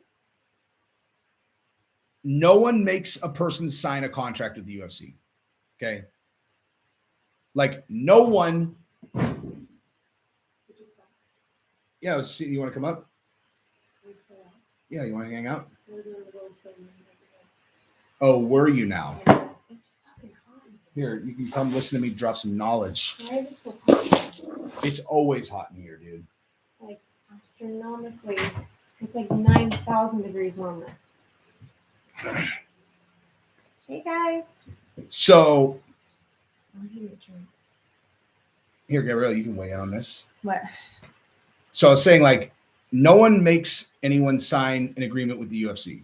Okay. Right? Like, you don't have to sign with them. If you do sign with them, it actually is kind of like silly to be upset about the terms that were in the agreement that you signed if you read it and then signed it. I told them I was like, she might come up. She's in a bad mood. I am in a bad mood. They're like, what is that? Why you're hiding from her? I'm like, she's not mad at me, dude. But It's been a day. hey, Giselle, can you close that door, It's too please? hot. I need the air. I can't listen to them while I'm live, dude. See? Anyway. Bad mood isn't just one person. But like Signing with the UFC. signing with the UFC, if you sign certain terms and then you complain about the terms later, I like totally that understand. I totally understand why they get upset, because in a lot of cases there are situations that I think are here's what I think is predatory. Okay. If the UFC recommends a specific manager to you and you are like, yeah, that seems like a good idea, and then you let that manager manage you, and you don't think to yourself, like, isn't my manager supposed to be negotiating against the UFC? Like, I feel like the UFC recommending a specific manager is kind of questionable. And then you end up signing an agreement, and then you look at said agreement. Now, I'm not saying that this is necessarily actually a real situation, but then if you look at your contract and you're like, wait, what the fuck? This is in here? This is in here? This is in here? You know, your manager's like, yeah, dude, didn't you read it? And you're like, That's I your job. fucking pay you to read it, That's dude. your job to read. You're Yeah. supposed to tell me if there's fucked up shit in here, you know? Hey, Patricia. And so, in my opinion, if a fighter is upset at the UFC, the first call they should be making is to their fucking manager. You know, where they're like, "What? Like, how did you allow this clause in there?" Now, in a lot of cases, the UFC, because the UFC has the industry by the balls, because okay, so like I said, you know, well, you don't have to sign with the UFC. Now let's just pretend that you had a UFC fighter in the room with you. You're like, okay, well, what was I supposed to do? I'm a professional fighter. My options are take the $250K per fight from the UFC, or like go make less in another organization. And you're like, well, yeah, that's the industry. And they're like, but I'm worth much more than that. Yeah, who are you talking about? Many fighters. Oh. Many fighters. But you're like, well, are you worth more than that if you can't get it elsewhere? They're like, well, yeah, I am. But the reason why I can't get it elsewhere is because the UFC has locked everyone into these enormous contracts. So no other competition can build up to where anyone is getting what their market value is. But here's the truth. The only reason that their market value is what it is because the UFC has built such tremendously strong infrastructure to be able to build value out of these You're talented athletes. Shaking your whole desk when you talk on it. If that's going to be your contribution today, that's the direction That must you be take that. annoying to watch the camera going like that. Anywho, so it's one of those things where they really have monopolized the entire industry through years of long-term contracts. Okay, beat it.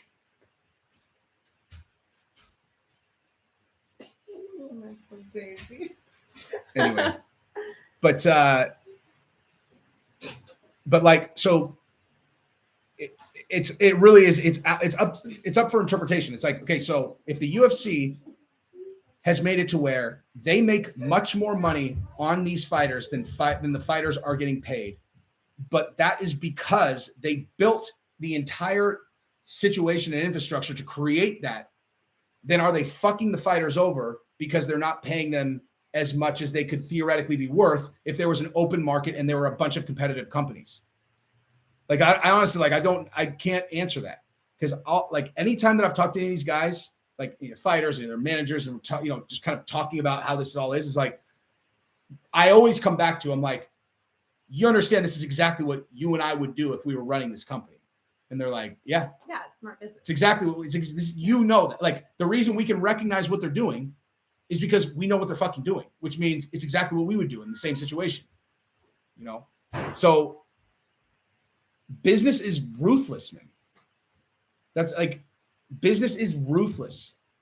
That's why, okay, do you think that the NBA players would be making, I mean, you go look at like your average NBA team and look at the salaries that these guys make.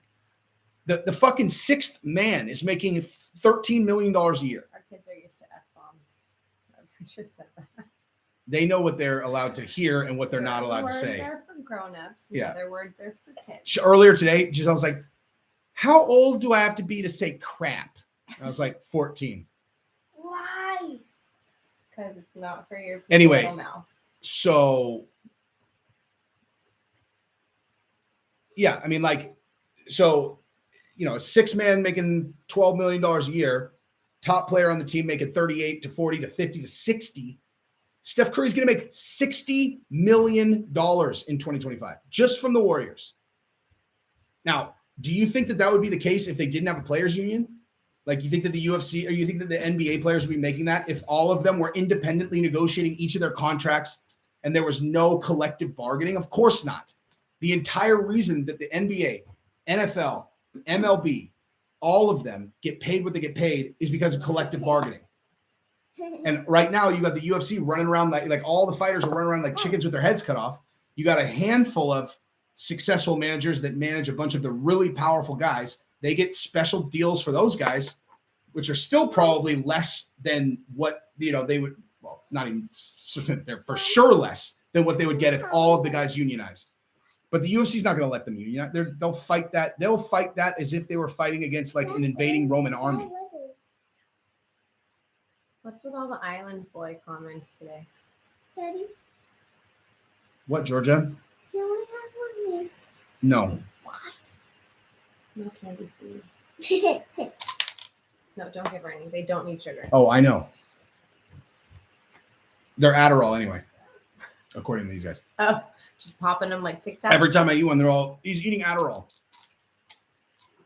He has an unhealthy obsession with these. They're so good. Have you ever tried one? No, Oh my God. no. They're Nothing Why do you love remotely candy? nutritious about that. Dad, can you stop eating candy of food? I'm sorry, can you go over that one more time? Eat food only. Eat food only. It's my baby And girl. some candy. What? Eat so much food and then your candy. So what are you asking me to do? What exactly are you asking me to do? Eat food and then your candy. Like for dessert. So you want me to eat food, then candy? I already ate food. Yeah, you didn't eat it lots as candy. What? What are you trying to say? You have candy all day. That's accurate. What an observation. You have candy all day.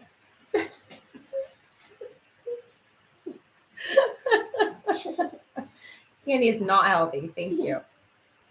Yeah, She is a sassy This little is our creature. sassiest person that we made. I have What other ideas do you have, Georgia? Last night she gave people advice for New Year's, and that was to clean their houses. no, I did not. Really? I think I have it on camera. Oh, really? You didn't? Yeah, sure can. No. You tell us. Did you do that or not? No. I have it on camera. You watched it this morning. No, we didn't. You trying to get tickle tortured? I did not do that. She's about to be the UFC's dietitian. And her skill set's exactly the same. They come in there also. Tell me, I'm trying to make sure that I oh, sorry, Eamon, I missed this. Eamon, great job explaining the Mark Hunt situation. I was so confused before. Cool dude, sweet family, love from Toronto. Happy Thank New Year's. you. Thank you very much, Happy sir. New Year. I mean, the good news is that I don't even think Mark Hunt lives in America, right? So how are they going to collect that money? Right? So I don't think that they're going to be able to collect it. I mean, like the Goldman, I mean, the biggest example, the Goldman family won enormous lawsuits against OJ, because he murdered their kid, and he never paid any of that. Yeah, right, child. Go Flamingo, thank you very much. People forget that boxing is a dying sport, so comparing UFC fighter pay to boxers is silly. But 12 and 12 isn't right. And be quiet. But 12 and 12 isn't right. And Rose only earned 125K to show, 50K. That's not right. There's absolutely no possible scenario that's correct. Rose is a Hey, champion. will you do me a favor? Rose Grab my Namajunas peach is the tea? champion. Without it, that's Will you go not grab my correct. peach tea and bring it back? What's a peach tea? My Where did you cup on see the that? counter, the pink cup on the counter. Will you bring it back, please? I assume you're talking about Rose Namajunas, right? There's no way that's right.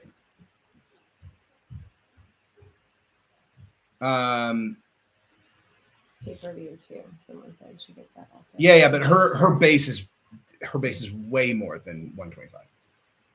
Way more than that. Let me see.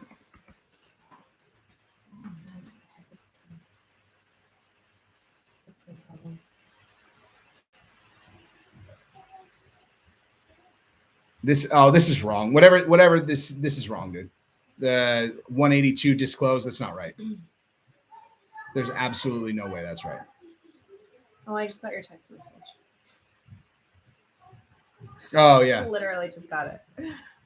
That's interesting that they said that, but that's not right. Like oh my god, you're my favorite child. Thank you. Let's see what they got here. Thank you. This is absurd. 262, 110, 110 as the champion. The Sports Daily? Let's see what they've got for let's see what they've got. Hold on, because let's look at people that I actually know. That I know. Hang on. Over that one more time. Well, like I know exactly how much they get paid. So, or actually, let's go.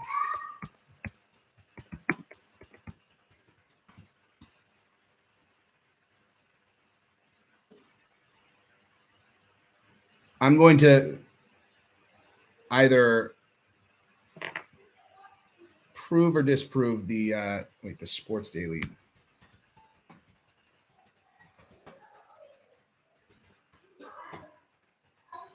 Oh, wait, here we go.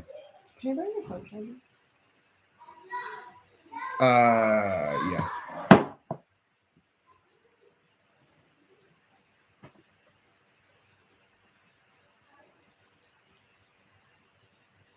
This is 100% not right.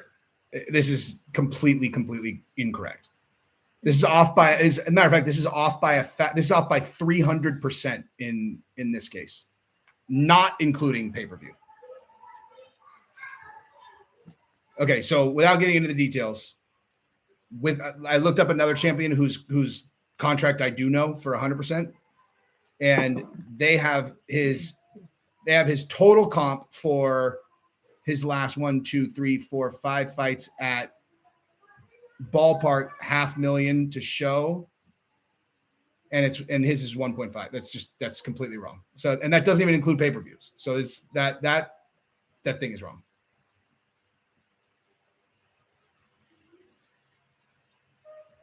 But also, Dana always says that disclosed amounts are not what's actually paid, and at least if this is accurately reporting what their disclosed amount is, because I don't ever look that up, I can tell you 100% that he makes 3 times that just on his base.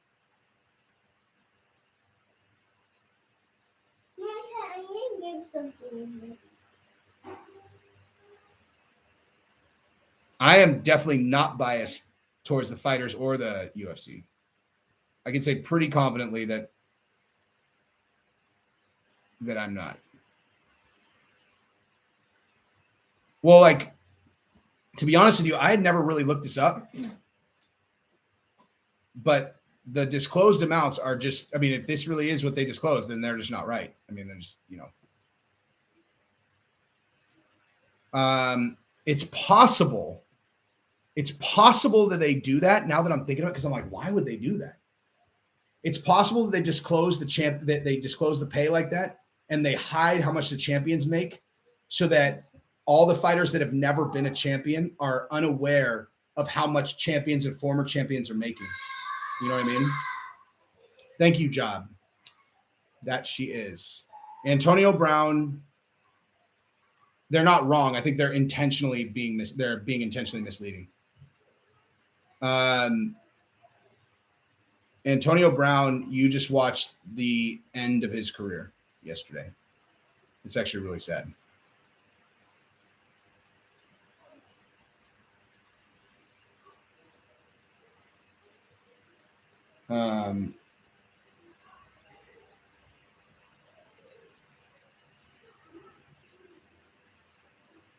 Comparing boxing and UFC is like comparing NFL to football as a whole. That's kind of. It's more like comparing Disneyland to a haunted house event that, you know, some guy puts up once a year, you know, and they're like, man, that guy makes so much money on his haunted house when he does it. And they're like, and at Disneyland, when I put up an event, like I only make 1/10 of that. They're like, well, Disney is a pretty big company. Your haunted house is just you.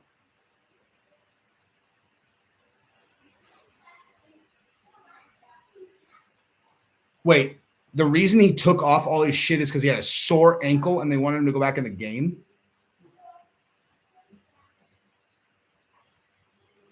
We gotta figure out why the camera is blurry over here. I mean, I kind of like the blur. It's like He lets you hide. No, it's like a filter.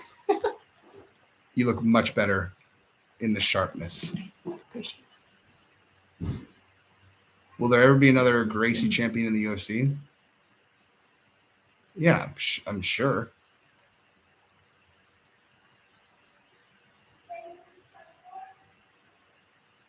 Might be able to sue if he has proof. I don't know what that means.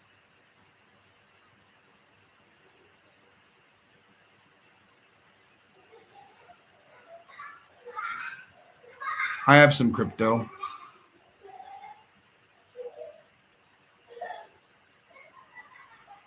Do I agree that Diego signing with Eagle FC was the neat option for him? Absolutely. And I have heard from Diego and from Kevin Lee's peeps that that Eagle is awesome to deal with, like super, super easy, easy peasy.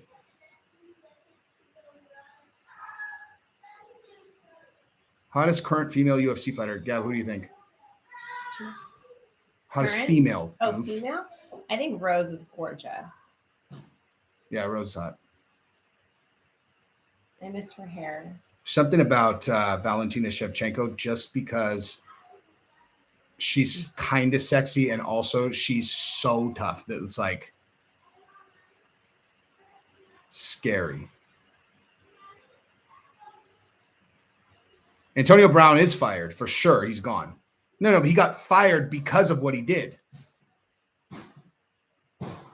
Michael Chiesa is the hottest girl.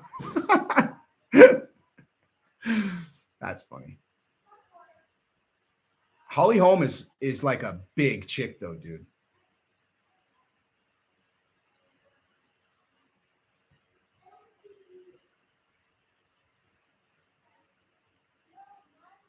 The Eagle negotiation. Yeah, okay, brother. That's funny. It's like Ali is the one that they're interacting with, I think. Hang on for a second. Let me look something up. How tall is Valentina? Why did I just get quiet?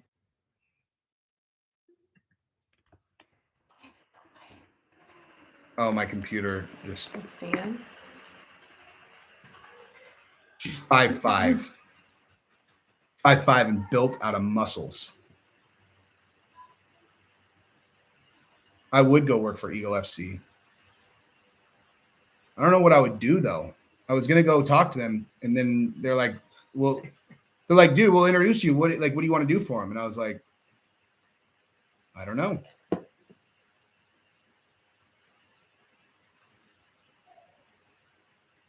Yeah, I'm with y'all that say Rose with long hair. I agree. I mean, she's beautiful enough that she can pull off a shaved head. That's why I don't like But- saying her. That's why I don't like saying her, because I know she doesn't like people looking at her like that. She can't help but be beautiful. It's true.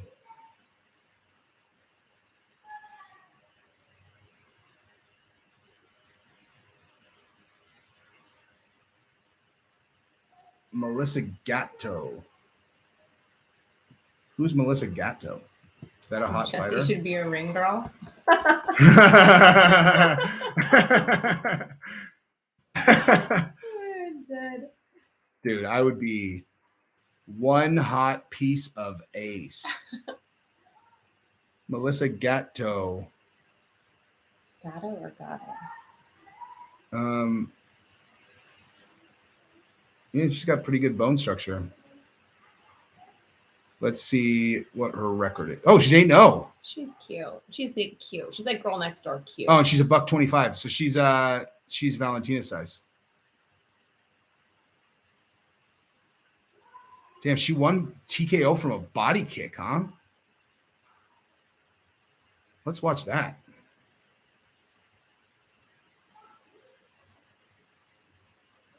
Melissa Gatto KO. I love when my reels work. Look at.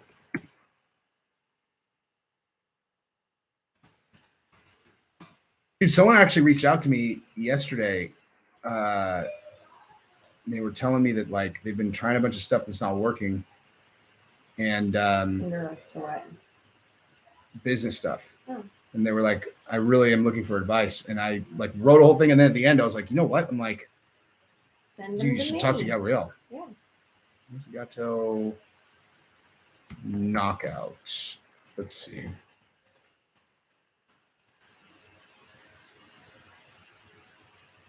Ready to go. All right. Let's see this body kick. Here's his spouse of this second round. You get ready to fight by fighting. How to keep this martial arts. We're giving up ground, baby. You okay? Wait, what? Did it hurt? No. Did you hurt yourself? Oh shit, this is the wrong one. You press her and count, okay? She's beating you. Oh, this. Oh, fuck. Okay, hang on. Melissa against Eubanks.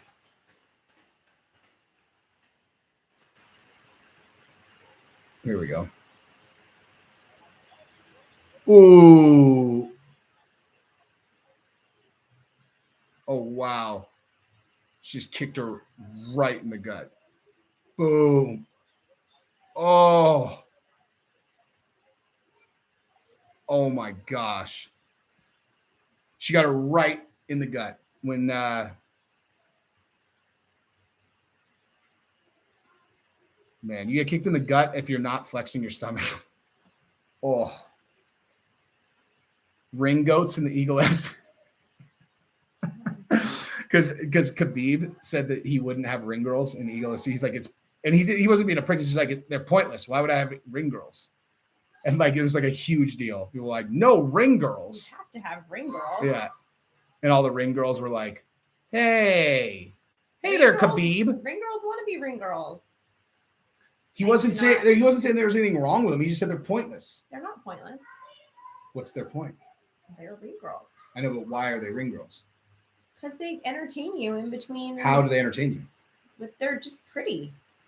It's like decoration. Some girls just want to be decoration. That's fine. They're pretty. They get paid well. I'm sure. They probably get endorsements. It's like being like an NFL cheerleader. Do they really need cheerleaders No, they at don't. an NFL game? Cheerleaders are more like, check me out, I'm talented and hot. Ring girls are more like, I'm sorry, but NFL cheerleaders are not like cheerleaders. They're like glorified pom-pom dancers. That's And I fair. can say this because I was a cheerleader. that's true. But at least they like ring girls are more like They're like decoration. they're like like moving decoration. They're like slutty pageant girls. I'm being his cheerleader. Thanks. Good one. Solid. Jesse and Speedos. That's something every fight fan wants to see. See if they're just needed. They have guy cheerleaders now in the NFL. No, they don't. They do at like college Mom. games. Jen does not know Taylor. I'm sorry, what? Jen does not know the guy who Okay, at the party. the one that was really silly. What party? Jen does not know the silly guy from the party. I don't know what party. What do you want us to do about that?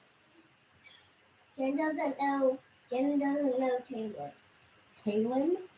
Who's Taylin? The girl at the party. What party? The New Year's party? Go on and on. The one that has your fruit thing. The New Year's party. Where are we going for New Year's? Taylin. I don't know. The mom that you were talking to. We never know what We she's don't know talking what she's about. talking about. Dude, Ever. we That so was Eagles have male Cameron's mom cheerleaders? that you were talking to. I was talking to a lot of people's moms. You were talking to Taylor's mom. Okay.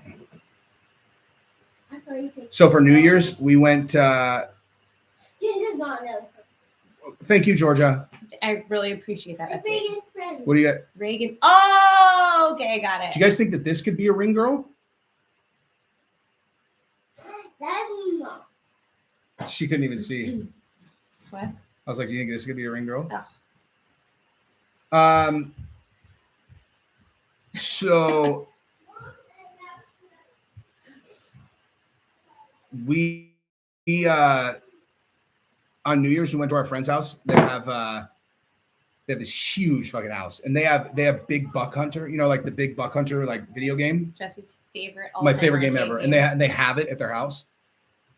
And I'm trying to play it like doing well. This little fucking kid comes walking They up who's like, do Mom, have a Jen male does not cheerleader. know Camden's sister. okay, cool, Georgia, Thank you. run along. Thank you. Appreciate that.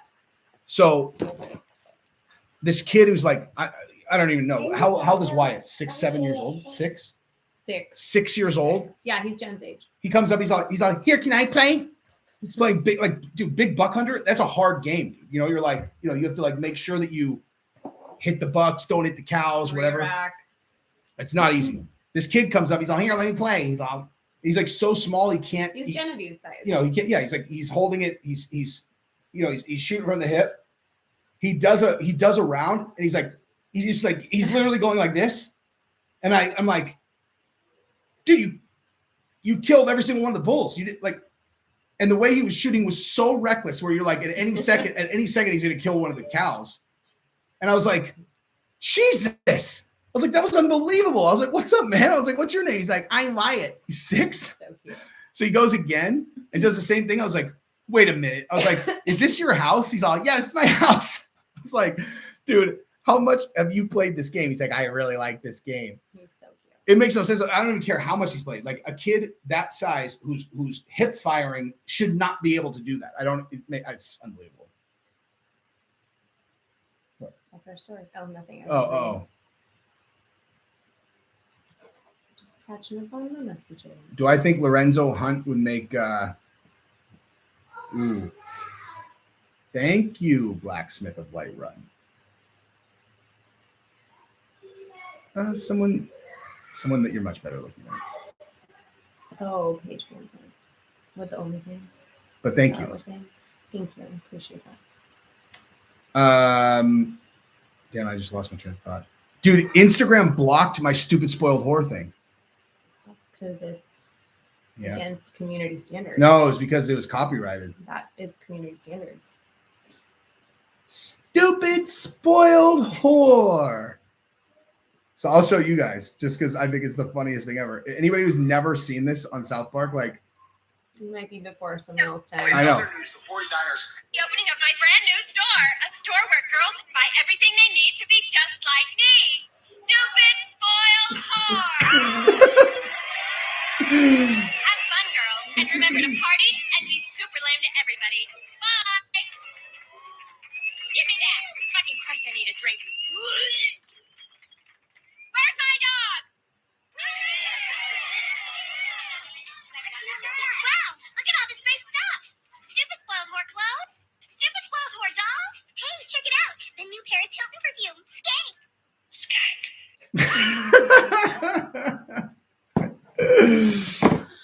Oh, so good. Stupid spoiled whore.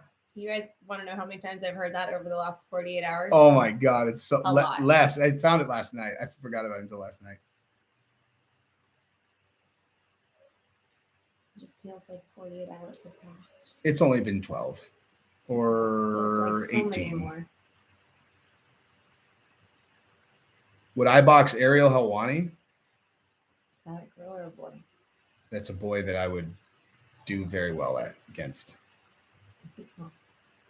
He is not a worthy adversary.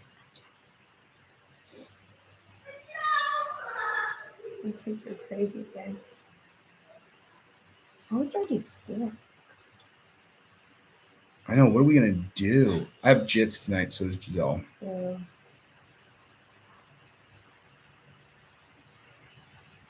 who's 5'8"? Who's 5'8"? Man, that's more forehead. She's pretty. Adesanya versus Canelo or Usman versus Canelo? Oh, Izzy. I think I would beat Ariel with leg kicks. Oh, I thought that said left kicks. Wait, we gotta. Each of us gets $1 million. Fucking, I'm in, dog. I do not do jujitsu. I should, Later- but I just later, like people all Verhoeven. up in my personal space is just not my cup of tea. Yeah, you really got to get used to it. I don't. I don't want that. The worst injury I've ever had. Oh man, don't ask me I'd that rather today. have a firearm.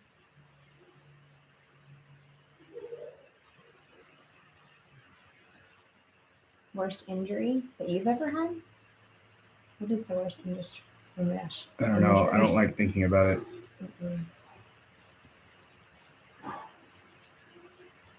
I mean, I've broken my arm a couple times. Broken my hand a couple times. What are TikTok boxers? Like street brawlers on TikTok? They don't even let you, dude. If you post anything even moderately violent on TikTok, they fucking bang it and take it down. That's why I stopped posting it. We watched a video Thank you, of Casey. Joe Rogan kicking a bag. Damn, yeah. And Rogan's good Lord. new It's on his bag kick Instagram. is bananas, dude. See, If he kicked you in the ribs, it would shatter all of your ribs. It's crazy. Look at this.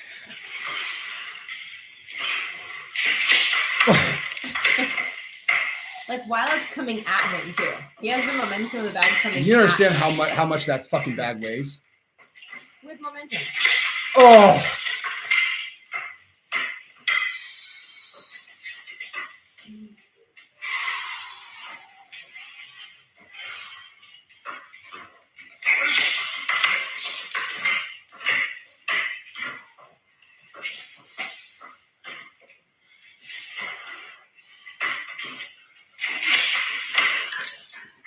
Crazy, dude. Just throw your phone. It's fine. that is so gangster, dude. He's 55, dude. Is he 55? Or 53 or something. 54.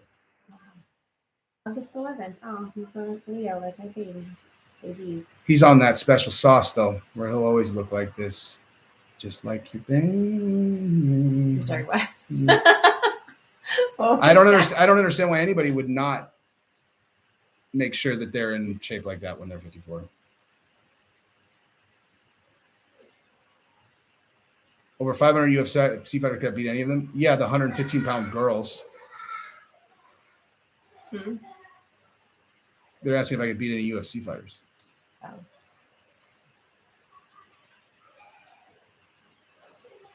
There's no amateur can beat up any UFC fighters unless they have such an enormous size difference, and they're also really good for being an amateur.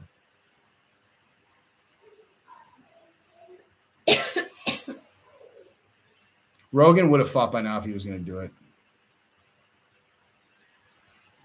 Of course, that's Uncle Chael. You think that's an accident? Where was that? It looks so tiny. It is pretty tiny, though. It's not that tiny though. It's not as tiny as it looks back there. Silva versus Sonnen. I think this is number one where Chael won for all intents and purposes.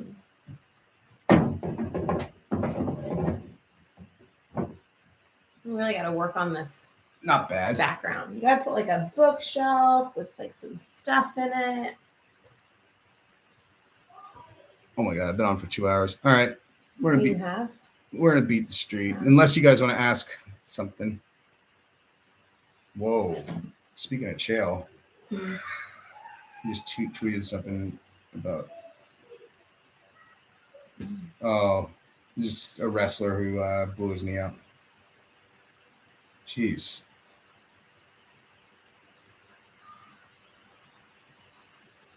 Wait, what?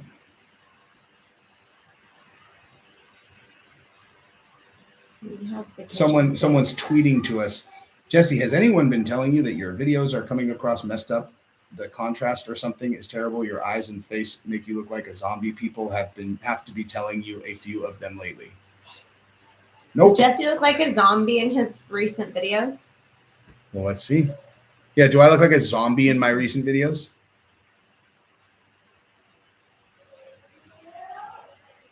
Let's hear from the people. No.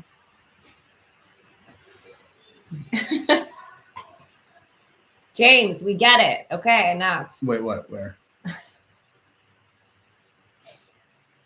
Like 27 of that. Oh. A little. The greatest bedroom athlete of all time. Gabrielle, what do you think about that? This is when I'm supposed to say you're the best bedroom athlete. I would just say because he is, guys. James has got. You don't even know what stamina is, son. Here, do I look like an? $180,000. Do I look like a zombie, you guys? That's baby money It's to a them. polar bear. It's fucking baby money. Do you guys like his new sweater? His fluffy sweater? Oh my god, my kids like it. That's for sure. Do I look like a zombie? Ahead of his upcoming. I'm into the weeds. Do I look like a zombie here, you guys? His eyes are always Really? pinpointed Do I look like a because zombie there's here? bright ass fucking lights in his face. If my eyes weren't so dark, mine would look the same. Polar Jesse. Why are your eyes always pinpointed? It's because the bright lights. Oh. Because they're like.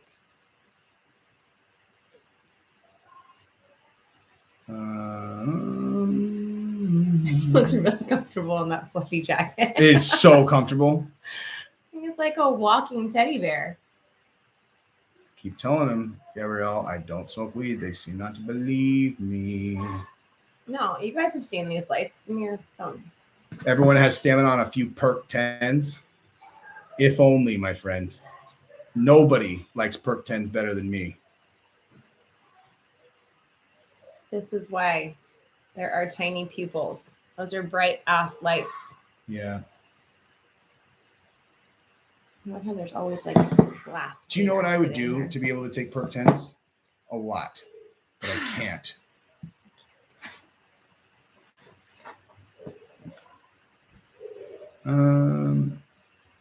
A perk 30 Masta. I'm going to tell you right now, those perk 30s, if you're taking them now, they ain't perk 30s. That's a great question. Would you smoke with Joe Rogan if you went on the show?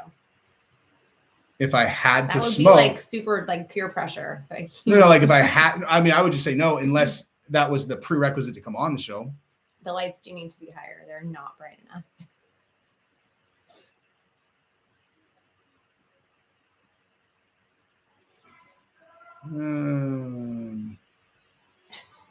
You guys, ask Gabrielle something interesting for geez. There's nothing going on in UFC, so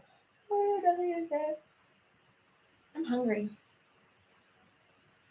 that's good that you graduated from those because perk 30s, they're not 30s anymore. Those are fentanyl whatevers. Dangerous. Those are dangerous. How much do I bench? Gabrielle, how much do you weigh? I'm not sharing that. It was a joke because they said how much do you bench? It was a joke. I have great hair. Thanks, Christopher.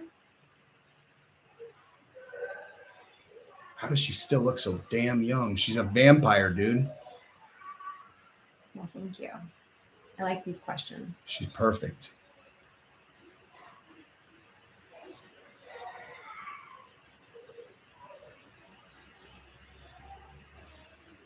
Do I ever double check Jesse's location on Facebook? I'm never on fucking Facebook. That's interesting social media choice. Facebook would be the wrong place to check for me. I am not a Facebook person anymore. I never go there. Never did Taekwondo. No martial arts for me. Do you like I was being a Jesse on Fire's cheerleader. ring girl? It's cool. It's a cool job. Who's Elias? Theodoro. Let's look him up. Theodro? Can't read. Chandler. Let's look at him. No, not my type. She doesn't like dudes that are trying to be pretty. Too much. His hair is better than mine, which is problematic for me. She doesn't like dudes being pretty. Workout routine. I like to walk. An Orange Theory. Jesse's a better cook. 100%. I mean, I'm a good cook. I should say he cooks more frequently. Does Jesse practice his Kegel exercises?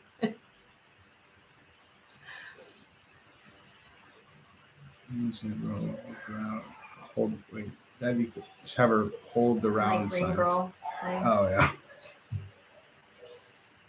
Metrosexual is a very broad term. One could even classify Jesse as metrosexual. So Kind of. I don't know what that really means, but there's nothing wrong with being metrosexual. It's like a guy that takes care of himself. Like that's my definition. you want to know more about Well-groomed my offensive guy. coordinator friend, one of the best yearly fantasy football players on the planet. What do you want to know? I feel like when you come on, that people ask questions where they're like, let's see if he was telling the truth about that. Oh, it's like, You know, yeah, because I said Mike McDaniel's one of my best friends. And they're like, he is. Yeah.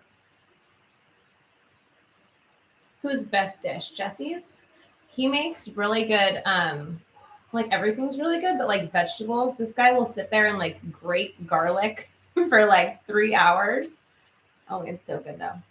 But he can turn any dish that should take like 30 minutes into something that would take like 3 hours. do I ever go to the golf simulator? I actually don't like it. It fucks up my swing.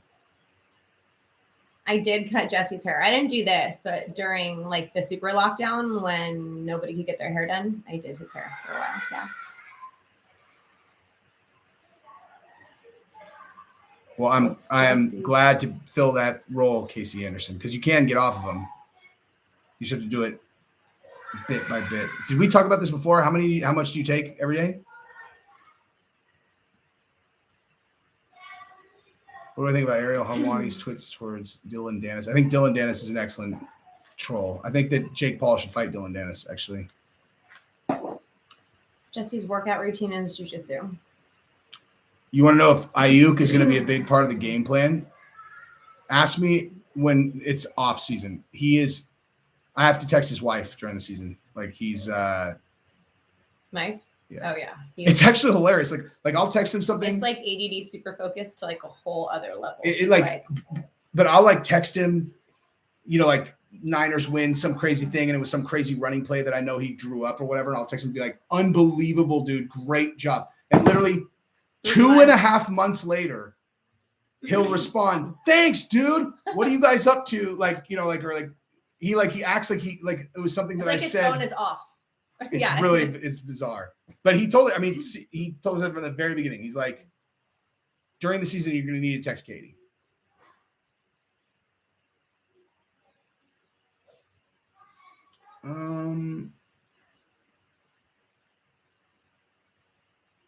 Dude, that's true, Thomas. What? Damn, that's actually a really good point. If he fought Dylan Dennis, the MMA community would root for him. I use Mizuno, the new Mizuno.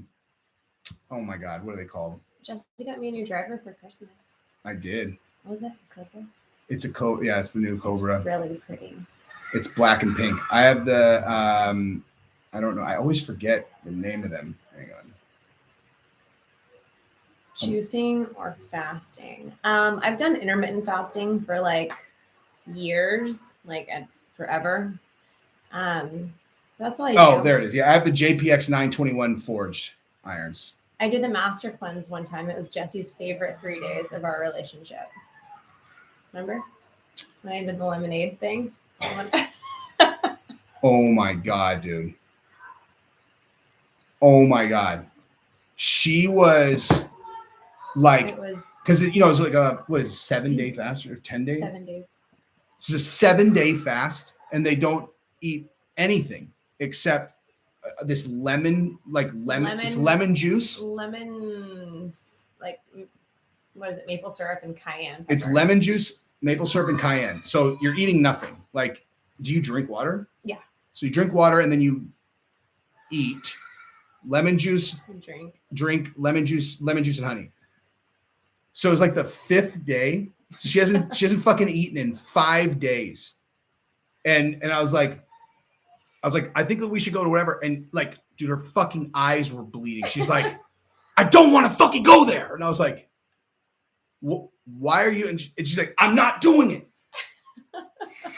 You're making me crazy. And I was like, it was awesome. I'm like, you haven't eaten in 5 days. You think it's me that's making you fucking crazy? Like, it's not me. Trust me.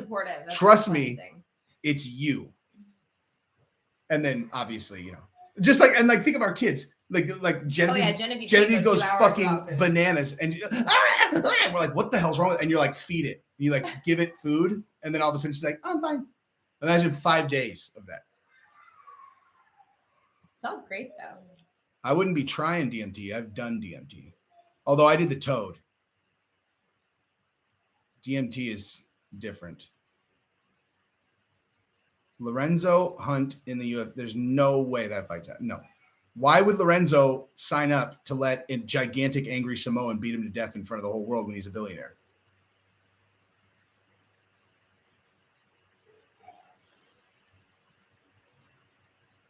How was the trip? Oh, the toad? Heavy. Interesting statement. Heavy. Apparently I was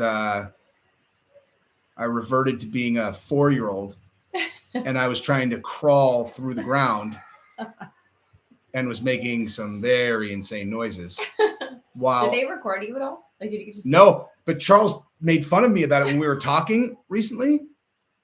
And I think he like didn't realize, like, I don't remember that, you know, like, yeah. he's like, I recall it. And I'm like, yeah, Like, I mean, I don't I remember. feel awkward. I obviously don't remember that.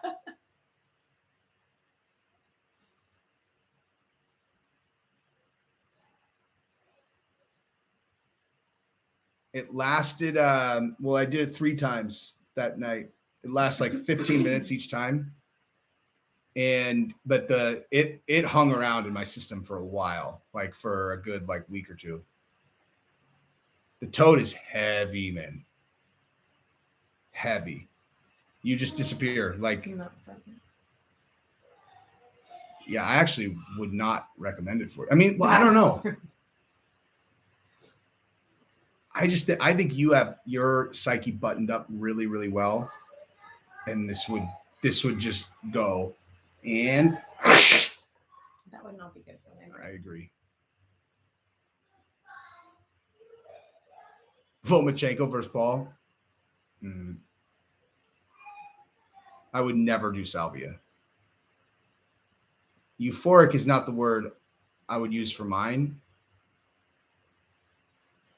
But that's the other guy that did it. That was definitely what it was like for him. I mean, it wasn't like bad for me at all. It was just like, I was also in a very, very like a unstable situation that I was lying to myself about. And then when I did it and I came out of it, it was like, hey, dude. Ended up saving me a lot of headache, actually. A lot of it is who you do it with.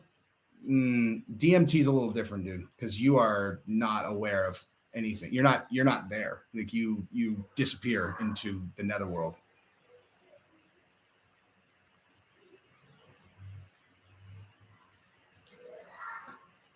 I need to go make dinner. All right, let's go eat. All right, dudes. Bye. Love you guys.